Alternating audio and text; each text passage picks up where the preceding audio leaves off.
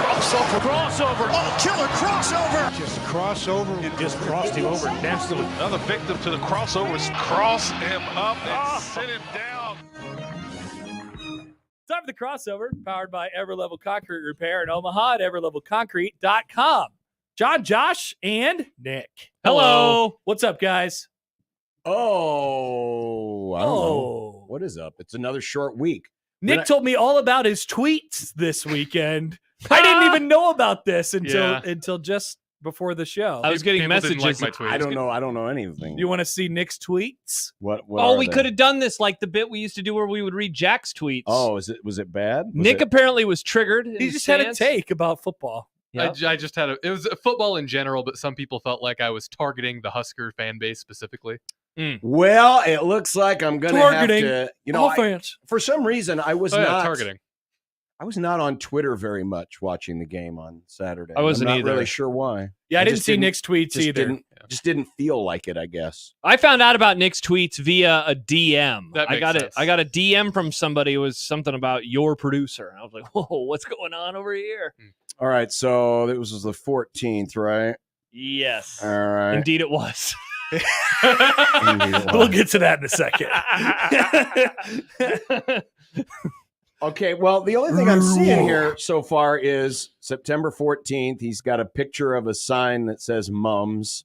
Oh, yeah, And that's the Nick word. said, breaking Hey, news, real quick, I no found photo the from the word. stands. Why didn't Yeah. you tweet out a photo Yeah. from your You seats? tweeted about Mum's Liquor Store, but not the stand. No, this is just the word Mums. I think it was flowers. Star Wars Fiend says Nick was a tad unhinged. No, I wanted to see what your view was. I did not want to share that. Oh my gosh. Why? You're in the stadium. Good Lord. What? Wait, why? Because I just didn't want to share he it. gets stressed. You realize It's not a people, stress thing. I just didn't want to share it. you realize that people can't get anywhere in that stadium. So if someone wanted to come after you, they'd never be able to find you. That's not why. I just didn't want. You didn't want people to think you But were everyone rich. likes to tweet a picture of like the game He in was the in the stadium. suite. Just to give I was in a suite. He didn't want people to think he was rich. Now we know. Is that really why it was? So No, this is- I just didn't want to. So this it is didn't like matter. anti-virtue signaling No, it just Nice. That's good. because you didn't want to come across as one of the capitalists, No, the person who the 1%. the person who invited my girlfriend and I to the suite was very nice, and I didn't know if it was appropriate for me to just to flaunt that. I'm not a person who likes to flaunt things. Well, but you can. He's not a flaunt. But you not a can flaunt. still Not a take a flaunter. picture. You Just don't- say I'm in the building. Yeah, but people Go would have known Panthers. from the angle. People would have known. So Who cares? I'm assuming it was a nice view and a good view Oh, of it the was a great stadium. Did you get a picture of the moon? I did not get a picture. See, of the moon. Michael did. Great pictures of the moon. Was it a anyway, great Did you see picture? Michael's picture of the moon? No. no, I missed that too. Michael said All right, it's a moon or something. So the next tweet is "Go Panthers," And then I think he then a retweeted himself retweet saying of "Go Panthers." "Go Panthers," and then Here we go. Here we go. you're using my bit. Yep, What did he Welcome say? to the Missouri Valley Conference, Dylan Raiola. that was the interception. Okay. Oh, there's Michael's tweet of the moon. That's no moon. I didn't see yeah, that. it was like a Star Wars reference. So is or this the something. one? Walter Donnelly responded with a picture of Sipple as he does to everything Every you tweet. ever tweet out. Yeah. Like, he used to Nice. just tweet beer, and now he just tweets Sipple. So is this the one? The controversy. I personally think if a kid is down on the field after a nasty hit, we should be focused on his well-being instead of booing very loudly because of a flag. Yeah, Yes, I'm trying to Indeed it remember was. this play. John, grade that tweet. Grade that tweet.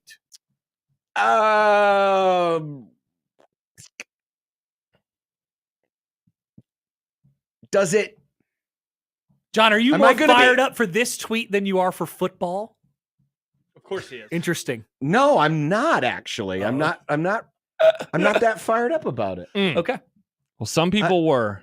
a few Really? people were. Yeah, All right, so let's look at the responses. Jordan then. says Nick's sitting in his ivory tower and not amongst the people. Sad. Well, maybe this is why Nick didn't want to tweet a because picture. he knew that they'd Because come then- after him. Exactly. They'd say, that's easy for you to say up there in your ivory tower. Okay, so ivory box. Alex Zelinga says, wow, I think less of Nick now. all right. Probably. Sky, Husker fan for life, says, this is a bit sanctimonious, Nick. They're reacting to the call as it Sanctimonious. is called. Wow. Ron Then the Nick- Sanctimonious. And then Nick responded, people around could still clearly see the kid on the field being checked on, and they were still yelling at the refs. I didn't even see or hear anyone clapping for the kid after he got back up to walk off the field. Did we ever find out why that guy was hurt? I don't even remember I don't remember this. It was the near sideline. It was sort of in the west sideline. I remember. I don't know what happened. He was so far away from everybody. Yes. He was just on the ground face down for a while. Yeah. And they did clap him off, for the record. Yeah. I wasn't hearing anyone around me clapping because they were too busy yelling at the targeting call. And you didn't appreciate that? No, it felt weird. It felt like the priorities were wrong because there was a person on the field and people were kind of worried about something that shouldn't matter anyway. Because even if it was targeting, it is a sport, though. Right? I get tough, that. It's tough. It's a tough game out there. A lot of this is me not being of football, not growing up around it. But it felt weird. It felt gross. It is a bit inhumane, the sport that we watch. And think about it. Think about the things that they do in football. Yes. If I went out and did that to somebody on the streets, I'd go to jail. That's assault, brother. Yeah. See, and I guess I was wrong about the person that was down because I thought the person that was down was that receiver who'd caught the ball and then his head kind of did like this weird twist thing when he got tackled. I guess I just feel like I just don't remember the play. And so I never saw the hit. I don't even know. I didn't even see the hit. It was just like, hey, there's a random guy on the ground. Time to go to break. Now, was it only obvious to the 1% who had TVs in their ivory towers that there was an injury, or was it apparent? I was outside the whole time. I saw it. They were playing it they had it on the. So you were in the East Stadium. You were in the. Do you know which side of the stadium you're on? No. What side? Opposite the press box. The window side or the not window? Do you know side? what the press box is? It's the side that's got the national championship. Let's ask it this way. Was Northern Iowa on your side or the other side? My side. Okay, so he was on the east side. So you're in the east. Okay. Yeah, because you can sit outside. He's in the new suite. east balcony. He's in the new, okay. Well, he's in the new suites over there. Zach says, wow, Nick is so ridiculous. Probably. So I don't know. Those are really nice seats. Dude, I hate to be boring about this. I just don't have got a lot of perspective. Okay. I guess. It was just disappointment, I guess. I wasn't sure. It was disappointment. I had a lot of time I would to think understand about this. your point if it was an obvious, like, okay, this is approaching a serious injury. And that's, I guess I was wrong about who it was, because I thought the person that was down was that receiver. Jordan says that's a different one. This one was Mario Buford committing murder over the middle. I don't know if he's talking about the Nick one or the other one. Yeah, I seriously do not. They never even showed a replay of it, and they moved on. When they came back from commercial break, it was like time to play football again. And I realized, oh, wait, we never learned about that guy. But it was like 10 minutes later. And I guess I don't have enough perspective. Well, John, I know something that you do have perspective on. That would be big red overreaction on Saturday after the game. Yes, I do. And I'd like to fine show. I'd like to just play the beginning of the show. Okay, perfect. I just thought it was such a monumental win for Nebraska. Everybody's having a great time, and John and Jimmy welcome us to the show. And here's how it sounded. Well, the good news was it was a boring game. The bad news is it was a long game. Indeed it was. Indeed it was.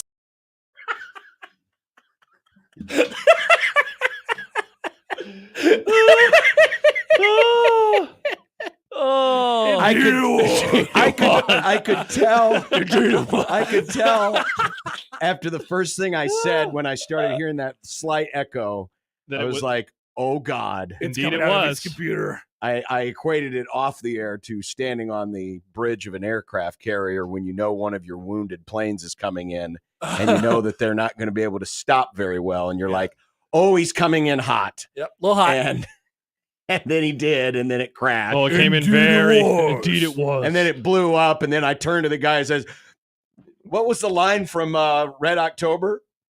This bleep's getting out of hand. It's getting out of hand. Remember, he gets all angry. He's getting all angry. It's like that. And then Jimmy disappeared for a while. And then he disappeared for a while. But then it got fixed and everything was fine. I listened to some of the show. I listened on my walk back, and then you guys were still on for probably 20, 30 minutes on my drive home. Any takes? I enjoyed the show. Yeah. I thought it was a good show. Indeed you did. Indeed it was. Indeed it was. Was the show good? Indeed it was. Indeed it was. This is like Jason Creed. It kind of is. Yeah. Did Jimmy have any? I didn't get a chance to listen. Yeah. Did Jimmy have any fun Jimmy takes? Oh, yeah. Any conspiracy theories? No. The only thing that came close was we disagreed on who the number two Oh quarterback yes, you is. guys were arguing because Jimmy is on the internet side. The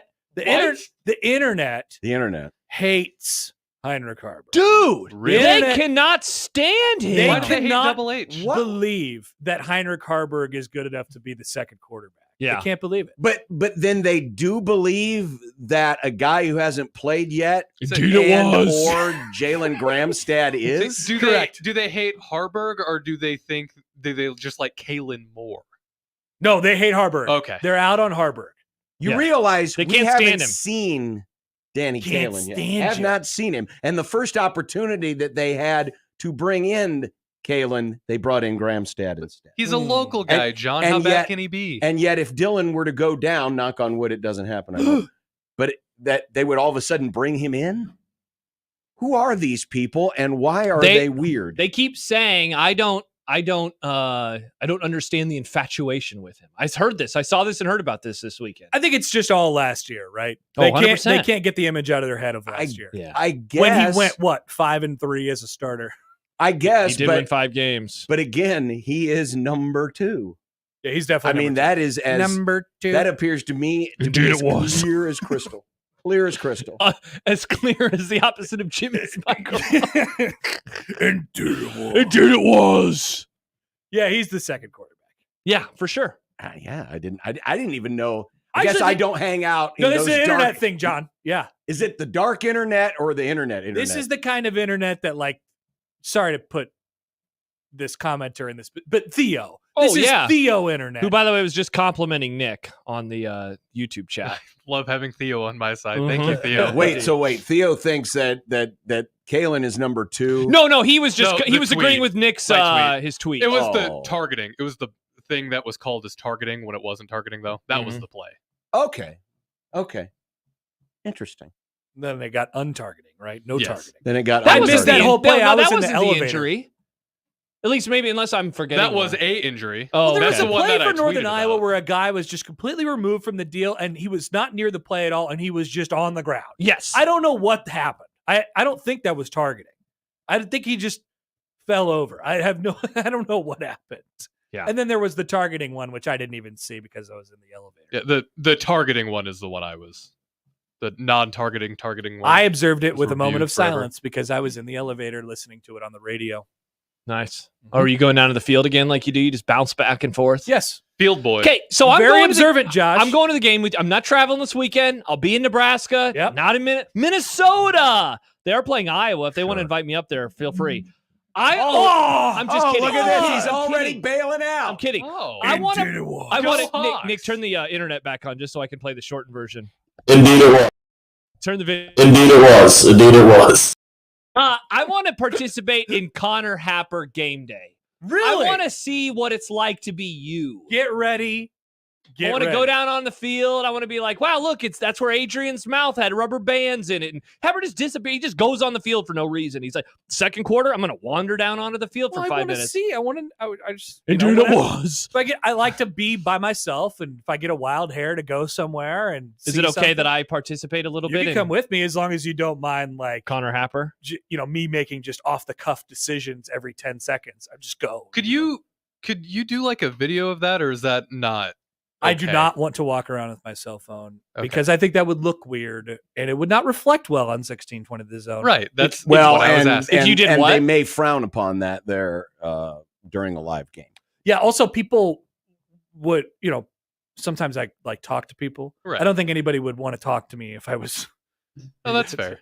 At least as What is Nick wanting you to do? Nick wants me to vlog myself. not necessarily vlogging, but just like this is what it's like for Happer to watch a game. Video. You can't do that from the press box. box. You can't do that from the press box. Yeah, you can't do that from the press box. We could maybe give you a little video content down on the field though before the game That'd be fun. or whenever. Like, hey, look, it's commercial break. I'm on the field with Happer. Yep. This is Indeed what you you do. are. Indeed it was. Indeed it was. Just be a video of me just watching. Yeah. I just kind of stand there. Yeah. If anything happens that I see, I'll go. I can't wait to be home on a Saturday this weekend. I'm like, Holy so crap. excited. Me too, Josh. It's going to be great. Yeah, it's going to be awesome. Yeah. It's not another not great week. Who are you, John Bishop? You have no idea what you're stepping into. It's not very good. You are Was no John idea. wrong about the grading system and fired up for football this week? Indeed it was. Indeed it was. Why was it wrong? Because the games were awesome. No, they weren't. Oh, Josh. yeah. The Notre Dame game was awesome. I never said that was going to be good. I thought they'd cover. Josh, the games were awesome. Okay. Georgia, Kentucky went down to the wire. That wasn't awesome. That was horrible. That was horrible. But remember, we don't grade these based on what they You don't. did. You're not smart, though. I do. Well, if you knew. Was John's grade wrong? If you knew, then how come you didn't make some more money off? Indeed it was. Indeed it was. Turn the thing off. What was that? The pot up. Yep. I mean, if you're so good at projecting what these games are going to do, I did solid in my you should pick. be a bazillionaire. Actually, I did now. horrible in my pickup. My NFL picks right now, I am 12-3 for the weekend, with just the Eagles needing to cover to go 13-3. So, what was a game, Josh, that you really loved this week? That you were just like, "Wow, I love my life." Football. Honestly, I didn't get a chance to watch a whole lot of it. Interesting. Wow, look at this. So again, I was busy. I was up in the press box. I was in the announcers telling booth. from the press box. Boston College, Missouri was interesting for a little bit. That was fun. South Carolina and USC. That was LSU. That was a good game. There you go. Was the most entertaining game It was a good I game. saw. Mm-hmm. Big comeback. Indeed, it was. The 2:30 games were mostly garbage. Mostly garbage. Mostly. What else was it? What I watched on Saturday night except for the Washington, the Apple Cup. That was Washington. Iowa and Troy. That was a 2:30 game, wasn't it? It was. There was a lot of points. I didn't see much of that. I watched it. I watched a lot of it on Robbie's computer. I was sitting right behind him, and I said, "Oh wow, Troy just hit a touchdown down the sideline," and then I stopped. By the way, getting word that Theo, after you said about the quarterback 2 comments, he deleted all of his posts on our YouTube live chat. No. Theo, very sad. No, Theo, I don't mean, I'm not trying to call you out. Oh, yeah, here was one. Fans think Harburg's people are paying 24/7 and heard at. And then he deleted that. Okay, he also that's added, funny. Okay, Jimmy pulled back the curtain on QB2. So he actually does believe this Jimmy's nonsense. a QB truther. Nice. So he does believe this nonsense. Truther? I'm sorry, nonsense Well, needs you to be can't called out. say that. He redacted the comments. Well, they're still there. I'm sorry. It's like when you take a screenshot of a tweet that gets deleted. I still have the screenshot, though. We still have access to the live chat inside of the StreamYard. Yeah, it's tough. Sorry, Theo. That is John, as you could tell, it's a thought. It's a thought experiment is what it is. But man, you couldn't get any more different than the people who get outside and the people who are stuck in mom's basement. Spot the lie. Wow. When He's one of Harburg our comes into the listeners. game, that place pops. Indeed it was. That place pops. John, So handshake apparently me and all college the football haters, coaches. all the haters are And losers, are of on which the there are many. computers. Because when he comes into the game, that place pops. They were wanting him to score. So they you're were saying wanting that him to score. boots on the ground fans are actually excited about Harburg, but the internet folks are anti-Harburg? I think there is a very small percentage of the folks on the internet who are very loud about their anti-Harburg And takes. Jimmy is because their leader. How else do you explain? King Jimmy. Dude, it was. All hail King Jimmy. He represents our viewpoint. How else do you explain the response the guy gets? Yeah, no, that's it. He's beloved. Yeah, it's a good point. He's almost, dare I say, he's poor man's Beringer right also, now. he is just pretty simply better than the other 2 quarterbacks. Well, yeah. Yeah. He's got experience and, he did win 5 games last year. Yeah. Sure, the offense would probably be a lot different with him than it is with Dylan, but he is without question numero dos. I think the people who are willing to give those weirdos some leeway His name is Theo. They would have said, well, if Raiola were to miss any extended period of time, then we'll see what happens. I am now ready to pretty much put that conversation to bed too. If he were to miss extended period of time, it would still be Harburg for all of those times. I think so too. Yeah. I think so too. I mean, it's even to the point I had never even considered anything else. Carson says if Dylan wasn't here, Danny would be starting. First of all, no. Kyle McCord would have come to Nebraska. would be here and starting. And second of all, I am not willing to say that it would be Daniel Kalen, who has not played yet in 3 games. Absolutely not. I'm not ready to say that. Remember, they got that little 4-game red shirt thingy that they can, Indeed it was. to use if they would like, No, and they decided not to use it. No, in any of the first 3 games. I just think that statement is wrong. Yes. That is an incorrect statement. He would not. Jimmy pulled back the curtain. Pulled back. I love this. Please Nick, don't expose us or our Nick, craziness. can we get a We're graphic supposed to of stay here and no one Jimmy else knows pulling who a we curtain are? back where he just says, Indeed it was. Is the secret behind the curtain, Jimmy? Indeed it was. So this is like the secret society where they the the people who have that meeting. Yeah, he's like the Wizard of Oz for the bad internet. You know? Jimmy says, "All hail your king." Also, none of what you guys are saying is what I said. John, you were there. What did he say? What did Jimmy say? Yeah, what did I screw up? I mean, he just didn't think that Heinrich was going to be number 2 or is number 2. Yeah, that's all. That's all we're saying, right? Yeah. Michael, will you guys quit hypothetically hurting Raiola? Sorry. I know. We do that a lot. Mm-hmm. What if? Well, anyway, let's hope that's not an issue we have. Exactly. I would love to not have to talk about that in real life. That'd be great. Be so nice. Yeah. He's only played what? He didn't play the fourth quarter in the first game. I didn't play the last 2 drives in the second game, or the last drive in the second game. Who are you talking about? Dylan? Rail.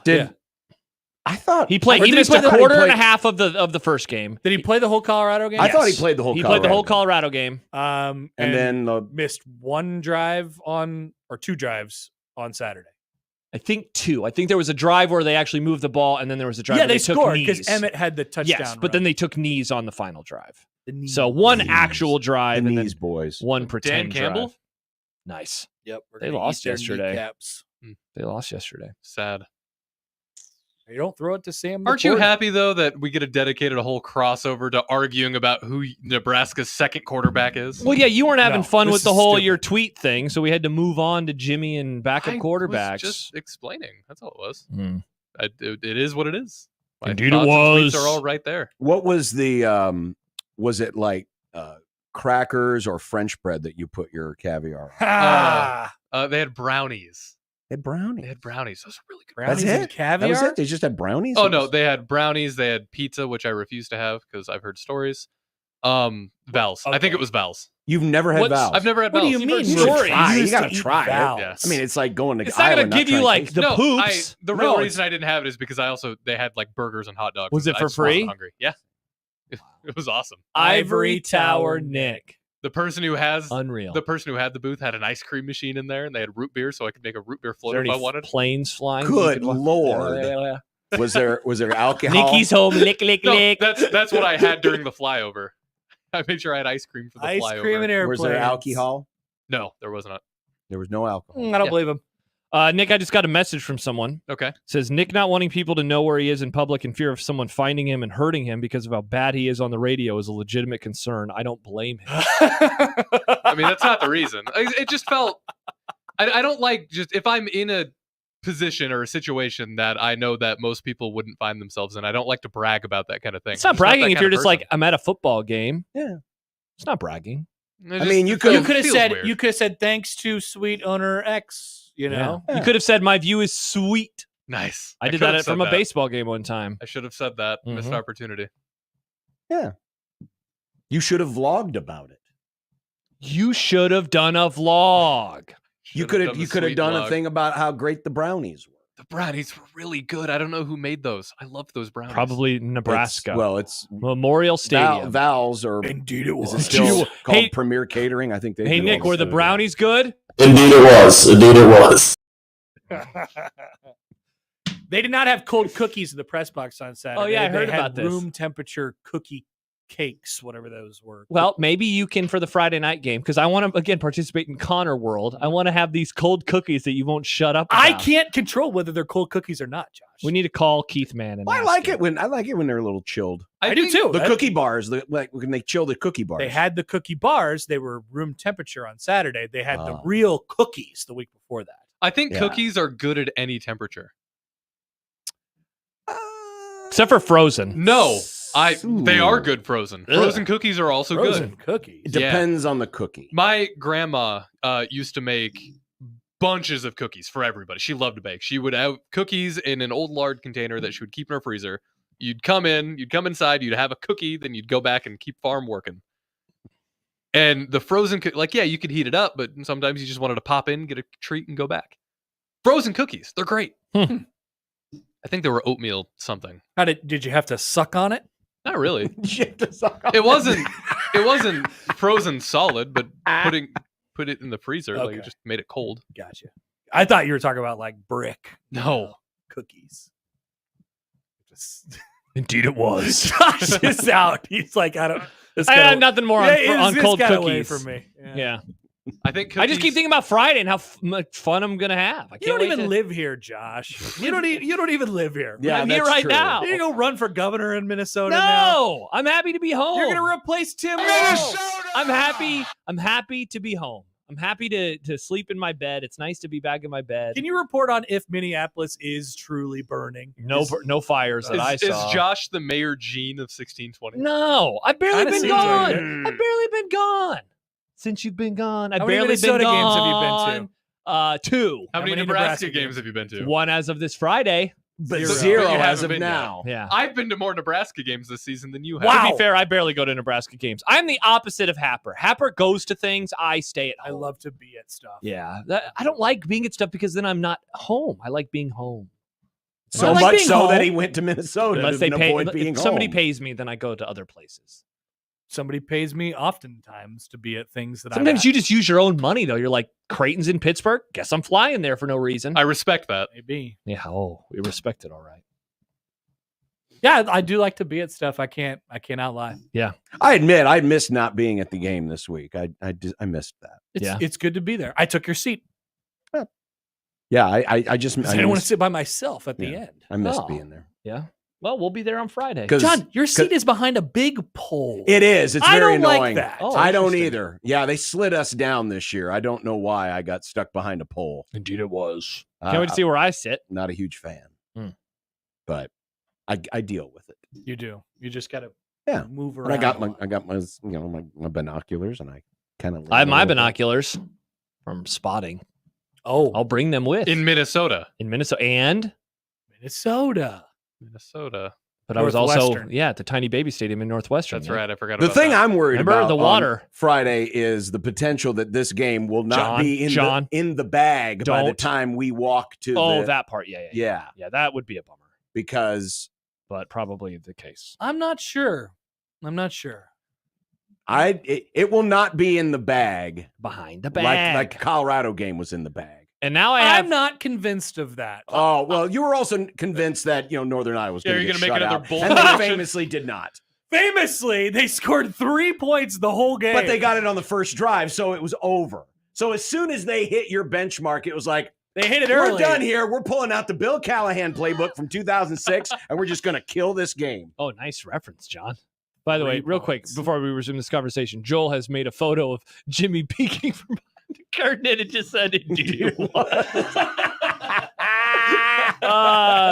I'm concerned because we have recently switched our phone provider to a lesser phone provider. Yikes. And so, yeah, Tough look for that. phone calls provider. are fine, but watching video when leaving a football stadium is not going to work at all. Oh no. Also, So have you you're gonna heard have to rely about on me? have you Yes. heard about the Yes. Oh, I've heard. I've seen it. the situations? Yeah. There So were we're no just gonna have to drones? go off of the sound. There was no press conference today for hours. dude. I think they did it because of us. They didn't. They purposely, I don't think, put it online live as it happened. Well, I think that's Oh, what is was that going what? on. It did not go up live, John. Oh, it didn't. I was on See, YouTube. I I was on drove in, Twitter. I was refreshing. I was going to all well, we these still accounts. got it. So Yeah, eventually, right? we just turned on the BTN. Yeah. Apparently, it was on BTN. John, okay, let's put something on the line here. then. Let's put something on the line. So you guys leave a few minutes into the fourth quarter. Yeah, when did we? Yeah. When did leave? you guys leave? We left a few minutes into the It fourth. was like, but the game was, it was more after in, the punt block. Yeah, the game was more in control though. So if you wanted to push it really late, you probably wouldn't have to leave till about 8 on the clock or something. Wow, that would be late. I mean, we could if we wanted to. Nick could just like drive the van down and meet us at the Casey's to cut off. You know what I mean? Yeah, I do know what you mean. Oh, he didn't like that idea. I don't know if it's a good idea to leave our equipment set up and behind out there. you- And I also don't know, again, got- what the parking situation This got is your all friends. hypothetical. It doesn't You matter. got I get your it's friends. hypothetical, but I still need to think about this. If Indeed this is it a was. play Well, on but the you got table. your friend Ruth or whatever her name was. I don't who know if gave you she's the gonna. beer. I don't know if she's gonna be there next. Well, this make week. friends. See what. Well, anyway. Bob, Tim. Anyway. So Jill. what's the stakes here? What's the wager? If Nebraska is, I mean, I don't know how you would define in control or You want to just give points? 2 scores? sure. I like that number. So Nebraska has to be up by 14 or more. you want to go 14 or more Yep. by the time we leave. Then what? You have to eat mayonnaise or something? Nice. Awesome idea. Why would I Frozen do that? mayonnaise. Because you hate mayonnaise and it's a punishment, John. Yeah, what does Happer hate? Yeah, what's a food that you what's dislike? your punishment? He has to go to a restaurant and ask for no tomatoes. Oh, what about pizza that doesn't have red sauce? Oh, yeah, buffalo chicken pizza for Happer. See, but he'd Wait still a like minute, it. this I is know. this is Happer, terrible. what's man. the food that you actually dislike? I don't know. Non-cheese I pizza. kind of like everything. That's not true. I love I'm gonna ask. food. I'm I gonna love tweet at food. your wife and ask her. Mhm. Maybe she would know. There has to be something you don't like. There must be. Maybe I'm gonna ask her. maybe we'll discover something. We'll see. It's a good idea though. Love a good food bet. Could we agree to terms and not? We can agree. We can figure out what the All right, stakes punishment. are, but 14 points when we leave. We are If Nebraska's up 14, workshopping punishments as we go on throughout the workshopping week. punishments. That's fine. Perfect. So you think the game will be in doubt? You think when we leave the stadium, we're going to be like, sweet, we got the narrative down. We're good to go. We're just waiting for the game to end before we hop on the radio and talk. Sure. Perfect. Let's say it. Okay. Awesome. Indeed, it was. Indeed it was. Travis says, have Connor eat a hot dessert. You don't Gross. like hot desserts? Hot fudge, sickening, disgusts me. Oh my Wait, like God. actually discuss you? No, Oh. Yeah, that sounds fake. Yeah. It's like, oh, you're just a man So you're of not a bits. big I just fan don't of prefer it. I just like don't the prefer lava cake or a nice warm cobbler? just give me a. I love a cobbler. Just- Josh would hate a cobbler. Give me a nice Yeah, well, he doesn't like fruit. cheesecake with. I love fruit, just not warm. Maybe a side of ice cream or something like that. I'm in heaven. I love cold dessert. Happer, when you had a great cold dessert, was that heaven? Indeed it was. Indeed it was. Yes, Josh. That's a good time to use that. Yeah. Really organic. Yep, definitely. Oh boy. It's going to be. So wait, earlier you said it's going to be a short week. Is it a short week? I mean, it's still a normal week. It's still a pretty normal week. Still What do you normal. mean? It's a short week. They're playing on Friday. Yeah, but it's not a short we week don't have for shows us. on Saturday. Yeah, I guess maybe that is a short week because we don't have a show on Saturday. We've had shows on Saturdays the last 3 weeks. That's Yeah. true. We Yeah. actually get a day off. Nice. Thank God. I'm going to sit on my couch and watch football all day. All day. All day. John's going to mow. I hope I get to No, watch the no. NFL this week. I missed the NFL this Oh, you have a new quarterback. You don't Oh, want to watch it. It's bad. Yeah, the NFL is It's bad. it's terrible. I It's the told worst sport ever Mike invented. J. Schaefer was trying to Bad. bet on your Rams, and I said, bad idea, buddy. Ooh. I could have told him that. He did not listen. Yikes. Yeah. that Is was- Bryce Young that a was not fun. bust? Let's Yes. discuss. They're That's benching pretty him. much confirmed. Yeah, I'd say yes. Yes, indeed. Yeah, indeed he was. Indeed it was. was Bryce Young that a bust? bad draft pick? Indeed it was. Play it. Play Okay. it. All right. Indeed it was. Indeed it was. The Panthers are going to try to get Shador now, right? Is that what's happening? Oh, God. No. I mean, Like, sure, it's let's start probably another gonna tire happen. fire. Sure. Go ahead. Who knows? There's no way back for that team. They have to, their owner must go away. That's the first step. And Which that is ain't crazy. happening. Which is crazy because they just got rid of the last one. Mhm. So they're having to get rid of another one. Yeah. Bring back the problematic owner, so say Panthers fans. Yeah. At least we won, say Panthers fans. Back Matt Rule. Matt Rule. They hate Matt Oh, Rule. hey, speaking of wild ass weirdos on the internet, remember? Theo? No, remember angry Panthers fans who were constantly jumping in Oh, yeah. and trashing Matt Oh, Rule at I every forgot turn about about things that. that happened at Taking Nebraska. L's all over the I'm place. not seeing those folks. Yeah. Where So- have they gone? So one of my sister-in-laws or sisters-in-law, I always forget where to put the S. Sisters-in-law. Sisters-in-law. She is a diehard Panther fan. Okay. Her and her mom were talking copious amounts of trash to our family when Nebraska hired Matt Rule. You hired that idiot? Why would you hire that idiot? To which I had to explain, he's a good college football coach. He's just bad in the NFL. And they don't really ever talk about that anymore. Yeah, I mean, maybe you can now counterpoint and say maybe it was See? just your disastrous franchise that led to him being such a bad NFL coach. I think it might be that. Mm. By the way, odds and ads. I also love us illegally streaming college football off of Jimmy's TV for 2 hours Saturday night. Good one. Jimmy, you got to turn that off. That was so funny. Wait, it was like what? right there. Next to him the entire time, there's this TV that's on ESPN. You You can't know, have that on. I guess I didn't notice that. Was Jimmy's TV on the entire time? Indeed it was. That's awesome. Uh-huh. Yeah, honestly, I Did it get taken down off of YouTube? No, it's still Not yet. there. It's still there. Yeah. Don't tell the YouTube. Games were over though. No, at the beginning, it's on the Georgia game at the start, Okay. and then there was a game on after Georgia, wasn't there, or was that an ESPN2 game? Yeah. Why is his TV behind They him? weren't consequential games. Good question. Why is his TV behind him? Yeah, that's a good question. Let's see. I'm trying to fast forward and find it. Yeah, Sports Center highlights are on right next to him. Incredible. Yep. Good stuff. All right. Wow. All right. We'll figure out something this week. We'll see what your wife says. What do I not want to do? Yeah. Brandon says you need to turn down the volume on the Indeed It Was drop. Makes me just jump out of my seat every time it's played. I mean, that is the point. Sorry, yeah, that's how it sounded on the radio. So it's going to be how it sounds for you now. Still, yep, exactly. Okay, new week and a short one coming up on 1620 The Zone.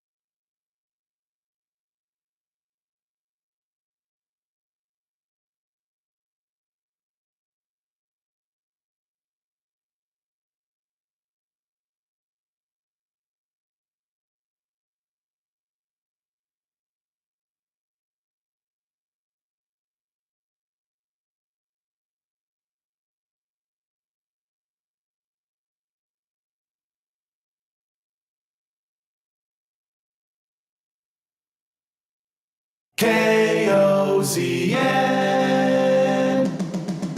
Unsportsmanlike conduct on 1620 The Zone.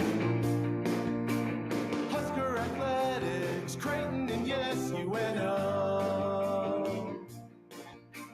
Don't miss a moment, they'll give you your fix. They're on every day from 2 until 6.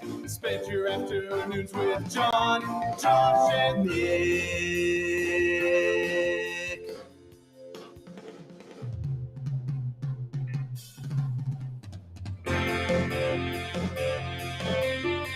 John, Josh, and Nick.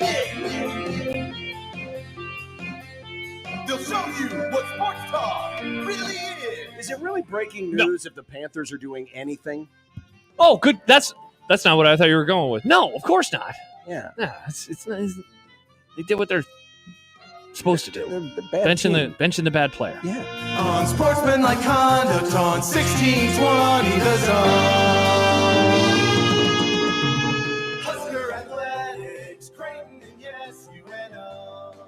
That is kind of annoying that there's nothing Yeah. other than breaking news. Put what the news is. Yeah. For those of us who are not listening. I'm Sure. guessing this is about Bryce Young. Has to be. Has to be about Bryce Young. Oh, well. Welcome to the Grum, everyone. 3-0. Been a while. It's been a long time. 8 whole years. Actually, we can just keep saying that until Well, that's how They would have to start out. either they lose or start 8-0. I was just going to say, they would have to go 8-0 for us to say this is the first time since blank that they were blank.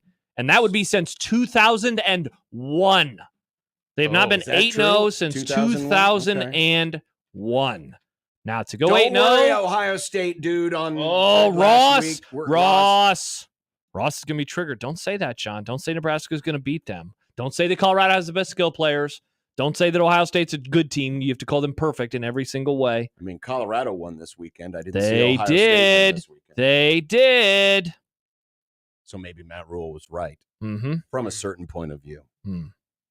But welcome to the Grum as we're counting down to a true Friday night is a great night for football. That's going to hit even harder. Hopefully the internet works this Yes, week. it is. But I'm already getting communiques. From?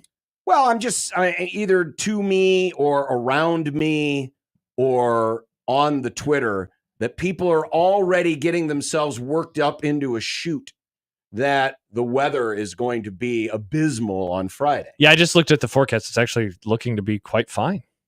Well, Looking to be quite fine. Last week it was supposed to have thunderstorms, right. but people haven't checked the new forecast since then. Friends, again, if it's beyond 3 days out, Don't get worried. there's really, I mean, sure, you can kind of mentally put yourself, but you don't have to panic until you get to within 3 days. If we're still talking about this, Tuesday night, Wednesday morning, maybe. Yeah. But right now, I'm looking at the little graph here on the weather service for the Lincoln forecast, and the precipitation forecast is like in the 50% range. Nice.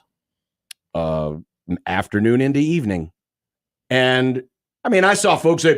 In Indeed fact, it someone was. reached out on Twitter here a little bit ago and asked me a question. Question for you.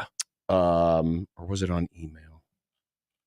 Either way, someone reached out and said, well, are they gonna move the game up if the forecast looks bad in the afternoon, in the evening? No, because it's a Fox Television. primetime game. Television, yeah. They're not allowed to because of television. And unless there's lightning, they're gonna play. Mm-hmm. So, and again, it doesn't sound like it's gonna be, It's going to be fun. the second coming of it's not what of date was Akron. that? April the 28th or whatever that date was. Oh, yeah. Yeah, No, it's not going to be that. It's probably not going to be that. Again, we're panicking about it's Monday. Thank you, John. It's Monday. It's going to be fine. It's Monday. It's going to be fine. And besides, our tailgate is underneath an overpass. We'll be fine. It's going to be fine. It's going to be fine. And that's what's most important to you is our safety, right? Yep. You would hate for us to have another Grum derailed by something weird that happens on a Friday. Indeed it was. Max writes, we can only do the second time in the last however many years they've been 3-0. How many times have we been 4-0 since that 0-1 season? I have the answer for you. Quick math tells me it has been 5 times where 5. Nebraska has at least reached 4-0. They got to 5-0 in 2003 before they lost to Missouri. 2005, they got to 4-0 before they lost to Texas Tech in the Kevin Smith game. Still mad about it. They got to 5-0 in 2010 before they lost to Texas. They got to 5-0 in 2014 before they lost to Michigan State. And then the aforementioned 7-0 start in 2016 before they lost in overtime to the Wisconsin Badgers. You know what they should do to exercise the demons of 2010? They that? should declare this a Red Out around the world on Friday. No, don't do that. Don't do that. Well, you got to exercise the demons. Invite people to the basement of the Cornhusker Hotel. Yes. Everybody comes together. Yeah. A police officer stands over there. Somebody gets berated by the head coach. I don't know if Matt Rule would go and yell at anybody on a game day, though. That'd be pretty random. I don't know. Pretty random. It's a Friday night. There's time. It's a great night. Well, football. Coming up on the Grum, presented by the good folks at Union Bank. And the Grum Down, presented by the referees at John Higgins Weather Guard. Nice. It's a short week ahead. What's your worry? About? Well, we'll find out. Okay. We'll go inside the numbers. Better catch them while you can. Nebraska did something they haven't done in at least 20 plus years. Oh, not since 2016? More than that. Okay. In fact, I don't know if they've ever done anything like this. Wow. Time for Jack Mitchell to drop the bit. What? Well, you remember he made his prediction? Remember some people, the haters and the losers, they call them? Of which there are many. 7 and 5. Yeah, thank God. Oh, that would have sucked to do that. They're basically halfway there. Yeah. They went on Friday. They're more than halfway there. If they're leading at halftime on Friday, they're halfway there. Whoa. Living on a prayer. Mitch Sherman of The Athletic will be along as well. Oh, nice get, Nick. We'll once again examine the scarlet and the cream. And black. This is our new bit. So he's dropping the bit. We're adding added the bit. Yeah, we have. We'll hear from Chatty Maddy. That's good because not everybody got to hear from him today. In the NFL, down is up and up is down. We don't talk about the NFL anymore, John. This is a college football specific radio show. We probably shouldn't. Yeah. The polls are being monopolized. Oh, and bring that spring game to Kearney. To Kearney? But that's western Nebraska. What about all of us in the eastern part of the state? That's so far away. So far away. Well, it's going to be too dangerous to play a spring game when you have a giant wind tunnel. That's true. 402-951-1620 if you want to get in touch with us on the J-Tech Construction Zone Twitter page. At USC1620 is our Twitter handle. It's brought to you by J-Tech Construction and Zone Twitter feed. Nice. And then there's the Equitable Bank inbox. You can email us there. John at 1620thezone.com. Josh at 1620thezone.com. Yep. I only watch football games from a skybox at 1620thezone.com. That's Nick. Well, of course he was next to him. I think Nick just changed his political party. He just doesn't want people to know. I think that's what happened. Yeah, you caught me. I think that is what happened. Yeah, there was people overhearing. Hey, did you see all them dummies in Omaha got them blue dots in their yard? What do you think of that? Well, I think the guy next to him is in Omaha. And isn't he of Omaha? I don't know where he lives. I don't know where he lives. Apparently, that's a thing on the. That's like a bumper sticker too. I was following a vehicle today. What did it say? That had a blue dot on the vehicle. The dot was blue on the vehicle? It was a blue dot on the vehicle. Oh, interesting. Like a window sticker. You know how the people have the stickers of, hey, here's my family, here's my stick family, and they and then there's like the one with the dinosaur eating something. No, this one was just a blue dot. Just a dot of blue. A pale blue dot. Interesting. Yeah. But Nick was, of course, mocking those blue dots. Oh, he hates them. Yeah. He's not of us anymore. He's not. No. He's part of the 1%. Mm-hmm. The 1% in Memorial Stadium. Also, 42 degrees the source hotline. Did you mention that one? I did not. Okay, 42 degrees. You can text us. You can call us. Sean, text us. Raise your hand if your team won this weekend. Sean. Shut up. You're banned from the show, Sean. Shut up. Go away. That's kind of rude, Sean. Go away. Garbage. Go away. Yeah, we don't talk about the NFL anymore. We're an NBA radio show now, and that's what Jack Mitchell is going to talk about with us when we return. NBA. How about the Lakers? Could the Celtics repeat? They haven't repeated Banner since 19. like the Bill Russell era. No. Yeah. No. Banner 19. That's what we're going for. No, I'm trying to figure out when they last repeated because they never did under Bird. They haven't repeated. Not since our glory days. You were a Bill Russell. I miss you being a Lakers fan. Bring back 80s, John. I don't like 2020s, John. They last won 2 in a row in. Wow, it's been 69, right? 68 and 69. Nice. Wow, it's been a while for your franchise, John. But different year. Banner 19. Let's go. No, boo. Wave the flag. Jack thinks he'll get Banner 19. All right. When we continue, yes, we will hear from Mr. Mitchell, but we'll also ask the question. By the way, speaking of the J-Tech Construction Zone Twitter page, we did put up a question.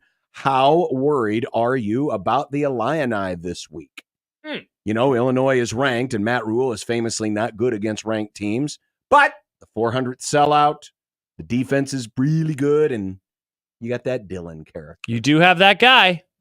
So are you very worried, mildly worried, a little worried, or not worried at all? We'll get you some results, and we'll find out from the voice of the voiceless, Jack Mitchell. Let's do it. Next on 1620 The Zone.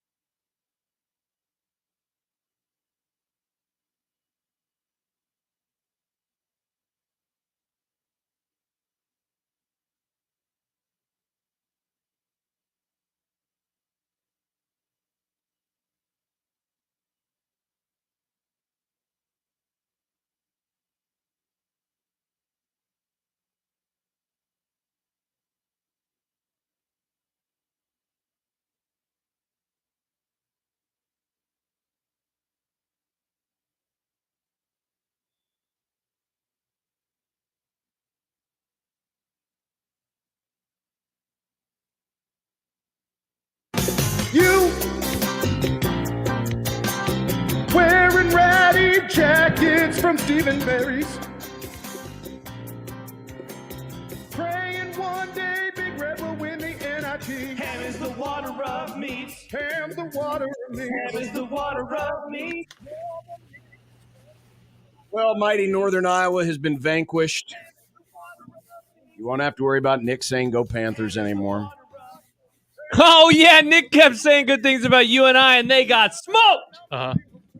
Smoked.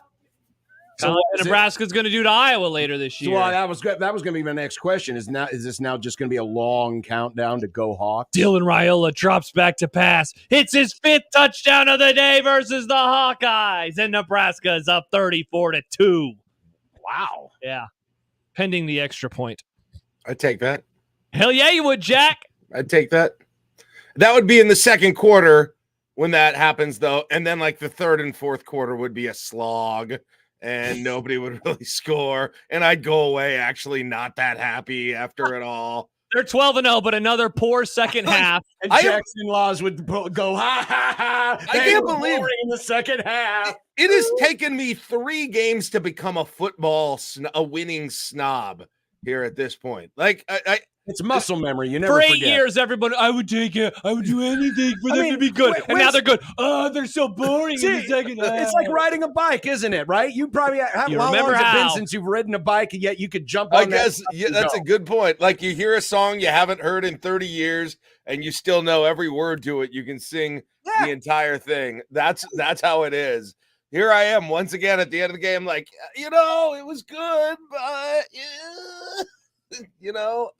it's a weird place to be in. I shouldn't be doing this. I grant you, I shouldn't be doing this, but I'm admittedly doing it once again. So I'm ready for. I can't believe I'm saying these things. I'm ready for some more competitive games. Wow, to be honest, this is unreal. What has happened to you? You have become what you hate. Yeah, you've become what you hate. I'm just looking forward to a game where the offense is actively really, really, really trying to score, like with some intensity. Not intensity is a word, but I can't think of the word. Urgency. Thank you. That's the word that I'm looking for. With some urgency for 4 entire quarters. I'm excited to see what that looks like. So I wrote this down this morning, Jack. If I told you a month ago Nebraska would start 3-0, they would outscore teams 102-20, you would be over the moon. And yet you're not over the moon. Josh, 20. I don't disagree with your point. I can't control my. You ever have thoughts in your head that you just are unreasonable and they're unreasonable, but you can't just change them? Yeah. This is why people go to therapy. So, like, sometimes, I realize how unreasonable it is, and I'm not like sad or upset or mad. It's just like the game ends, and I'm just like, yay, Well, I don't know what's happened to me. Let me see if I can dig in on We're this. positive, Jack's negative. No, not positive. Up is down, down is up. Let me see if I can dig into the psyche of this. Think about how Nebraska has been losing as of late. A lot of it have been the games that have gone down to the wire. Yes. And have been lost late. Yes. None of these games have been a game late. So it's almost like it's going to take, like, you won't get your satisfaction until you turn the tables on, like the Maryland game last year or the Iowa game last year, where Nebraska takes one that it looks like they weren't ready to win. You know what I'm saying? Yeah, they come back and win a game late. Maybe that is the part of the brain that needs to be rewired. Like, I either want that or I want, like, truly, like, like what Tennessee did in their game, with. You want the second half to look like the first half of the Colorado game. Yeah. Yes, exactly. I want the scores to keep coming. I want gaudy. I mean, what was a 20? What was it? 28-3. What was the final score this week? 34-3. 34-3. 34-3. Oh yeah, they got the 2 field goals. 34-3. I went like 63-0. I think they're not Tennessee yet, though. I know they're not. Seriously, awesome. this is 1988 Jack here, and this is what this is. What? We only beat Iowa State 34-3? What the hell's going on? It's unreasonable. But wasn't that game so weird? like the Northern Iowa game, just like the time of possession and the total plays and like the long, very weird drive. Northern Iowa with just that never-ending drive with felt like Which 30. one? Yeah, well, a few of them. That was the weird thing is that okay, so they possess the ball for as much as they do, but outside of the first score and the last drive, they didn't really threaten to score. No, right? But it so they felt like they were the ball, always. but it's not like Nebraska was turning them away constantly inside the red zone. No, it just felt like they were playing on like a 200-yard field. Like the drive kept going, and it's like it feels like at some point they ought to be in the red zone, but they're not. Northern Iowa now has 140 yards on this drive, but still at the Nebraska 38. I mean, I use the example with Josh, and I used it on Saturday night as well. It almost felt like it was the 2006 Bill Callahan game plan against SC. Where it's just like we're not going to try to score, but we're also not going to give you the ball. Yeah, that's what it felt like. So I can imagine Pete Carroll might have been watching this game somewhere, going, "Yep, this game wouldn't have melted any steel beams either." I think I have an expectation I set in my head for how this team was going to win, and there was not much. And the reason I think I feel weird about the game is because there wasn't much of it there. Northern Iowa had a game plan to avoid, having the quarterback pressure really impact their quarterback. Like they did not want to put the quarterback back there as a sitting duck. So Nebraska didn't have big, huge, gaudy sack numbers in that game. I thought the offense was going to come in and like really, really seriously try and establish the run in this game. And I thought like Matt Rule was drooling about having, 200 plus rushing yards in this game. He obviously wasn't. They just, I don't know what the final carries was. I remember looking at the halftime stats and he had 22 carries. Yeah, and that was a function of not having many plays. Yeah. As well. And then like, I just, for some reason this whole year, I expected the more, like, I know they've had the same play with Jalen Lloyd twice. That's been, kind of that bomb, but like I expected more of the like Isaiah Nayor play against UTEP. So I realize everything I'm asking for is high standards, but like I think those things are kind of what I imagined in a dominant win, and they got a dominant win really without any of those things. So I think that's why it looks different than what I thought it would. If that makes Jack, sense. When you consider the way Nebraska's played through 3, as well as the 9 remaining opponents from what you've seen of them, like how do you view the remaining schedule today versus how you viewed it 3 weeks ago before the season started? It's probably about on balance, it's probably the same. Not the same, right? But like it just teams switch places in a lot of cases.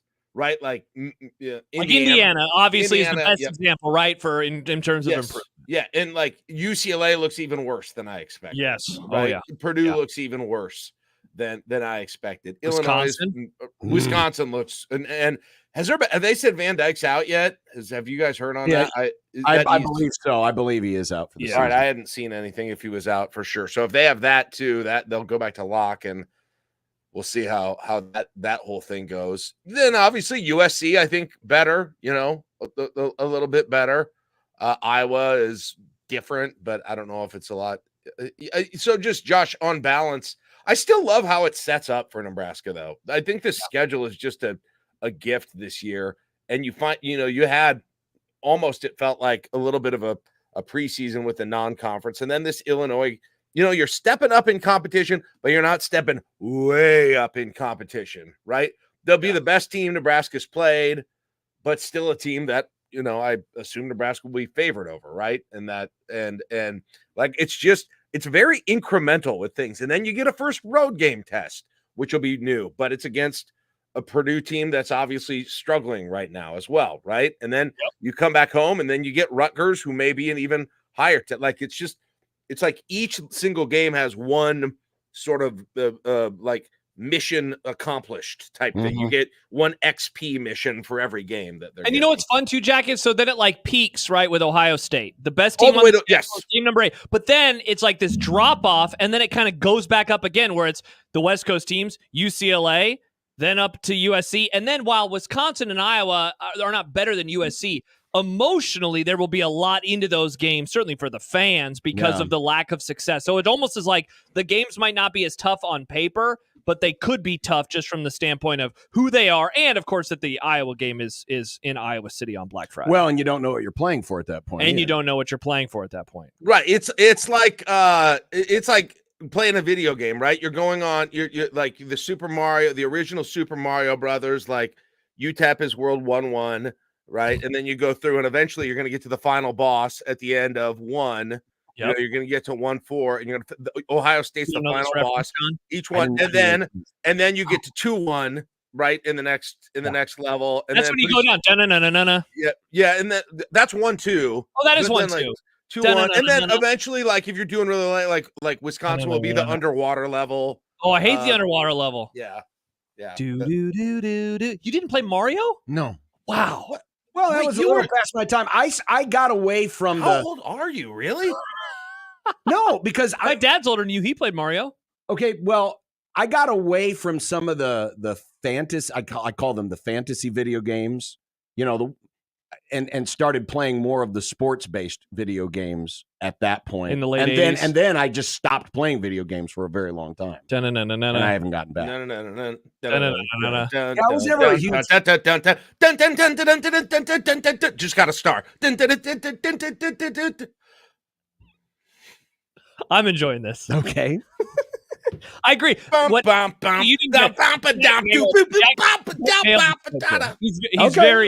spot on with the schedule analysis, Jack. I'm cool with that's that. What it is. It's Super Mario Brothers. And that's all that matters. It's Super Mario Brothers. Get to the Ohio State's the dragon is Bowser, right? I would have gotten these references better if they were made in Mike Tyson's Punch Him in the Face. Oh, there you go. Yeah, you can do that. Good friends. Help us out with Glass Joe. Okay, so Glass Joe is UTEP. Von Kaiser is Colorado. That checks out. Yep. Piston Honda is Northern Iowa. Yep. Right, and then let's see who's next. Is it Don Flamingo that is next? Oh, Don Flamingo. Don Flamingo is Illinois, maybe. I can't remember if I have the order right. I think Don Flamingo is next. Pretty close. It's pretty close. Yeah. Great Tiger would then be. I think. Who's Bald Bull? Bald Bull's a little later. That's obviously Wisconsin. Kevin says John's favorite video game, and it looks like it's what's the one where you just hit the ball back and forth? Long. That's your favorite sports video game. As you know, once I got away from the Pac-Man, the Donkey Kong, that kind of stuff, then it was more. That's when the sports video games started getting better, like Madden. I'm talking the old-fashioned, put the quarter in the deal. Arcade games, yeah. And Chance says, my favorite high fantasy is the blue-collar Italian plumber. You've never heard anyone call Mario a fantasy game. It's basically Lord of the Rings. Okay, but he's moving around these weird little worlds. Sure. Yeah, it's not like It's not like you're going and actually fixing plumbing issues with Mario. Are going through pipes, though. Hey, oh my God, I don't have a wrench that can fit over this, thing here. Oh man, where's the snake for this drain? I mean, maybe the Mushroom Kingdom is just a metaphor for a really clogged toilet. Yeah, possibly, but Super Mario 8 shower hair, So we really do like the schedule, though. All that to be said. Sure. Yeah. So is it time now because the bit, as you said, when you made your prediction, you're 7-5. I don't want to be excited. You don't want to be excited, but are you allowing yourself to drop the bit now? Nice. Is it time to start thinking more openly about 9 and dare I say 10 wins and talking playoffs? I said I said I was open with my the kind of tool I was using to put myself in an emotional bubble. I said I'm not going to let myself until after Colorado. Well, Colorado's passed, right? And despite and I keeping in mind what I said earlier about still not coming out of those games and being totally over the moon about them. But yeah, I am entertaining a high ceiling right now. I'm allowing it to enter my mind every once in a while and think about, really being excited when the playoff rankings come out and those sorts of things. Maybe the whole unbeaten before Ohio State and everything that goes along with that. yeah, I'm letting myself think about those things now for sure. I just, as you were answering that question, how many times has Nebraska been in a playoff ranking? Probably every year in 2014 and then in the beginning of 2016. I'll look it up. It's been for so you. damn long. John, some would say it's been a while. It's been a while. Let me guess. The last time, 2016. Honestly, that was the last time. I'll give you. Well, but it depends on when the rankings came out. Because remember, when the rankings came out, Nebraska, got crushed by Ohio State. Yeah, but probably dropped like a rock. But they were still in the top 25, and so they were. It's just that they were at the edge of it. I'll try to find the. It just, John, to further answer your question, it just feels like, and this is no way necessarily to read the likely success of a football team, but the vibes are just good in a way they haven't been everywhere right now. Yeah. It's been, I mean, in every facet of observing this program and being a fan of this program and talking every day about them and to people about them as well. I don't know. Like, I know again, vibes aren't everything, but right now it feels really different. It just feels really different, whether it's watching them, thinking about them, listening to the way that non-locals talk about them. It's just it's different in a really good way. And when I built my hopes up in the previous years, those things weren't there, right? In a whole lot of ways. And it feels like they are this time. And so yeah, I'm allowing myself to I mean, I really can't wait for Friday. I just like great night for football. A great night for football. Every single one of these next games coming up to Ohio State, like, you can really give me a check after you get through those. If Nebraska takes care of business in those, because let's be honest, guys, those are the slip-ups, right? Those are the slip-ups. Those are the games that Nebraska slipped up in so often. Now, they've obviously got blown out in other big games, but those are like the 4 games they could have won last year to go to a bowl game, right? Where I think they were probably favored in some of them, or they were close. They weren't world beaters necessarily, but they were teams that could get hot, and they lost all 4. Now they've got a chance to really make up. It's not the same teams, but it feels like it's sort of the same sort of matchups, and to really do a whole voodoo on those 4 losses last year. A couple things. So John asked, how many times has Nebraska been ranked in the CFP rankings? If I am understanding everything correctly, I believe the number is actually, I told you 6. It's 7 times.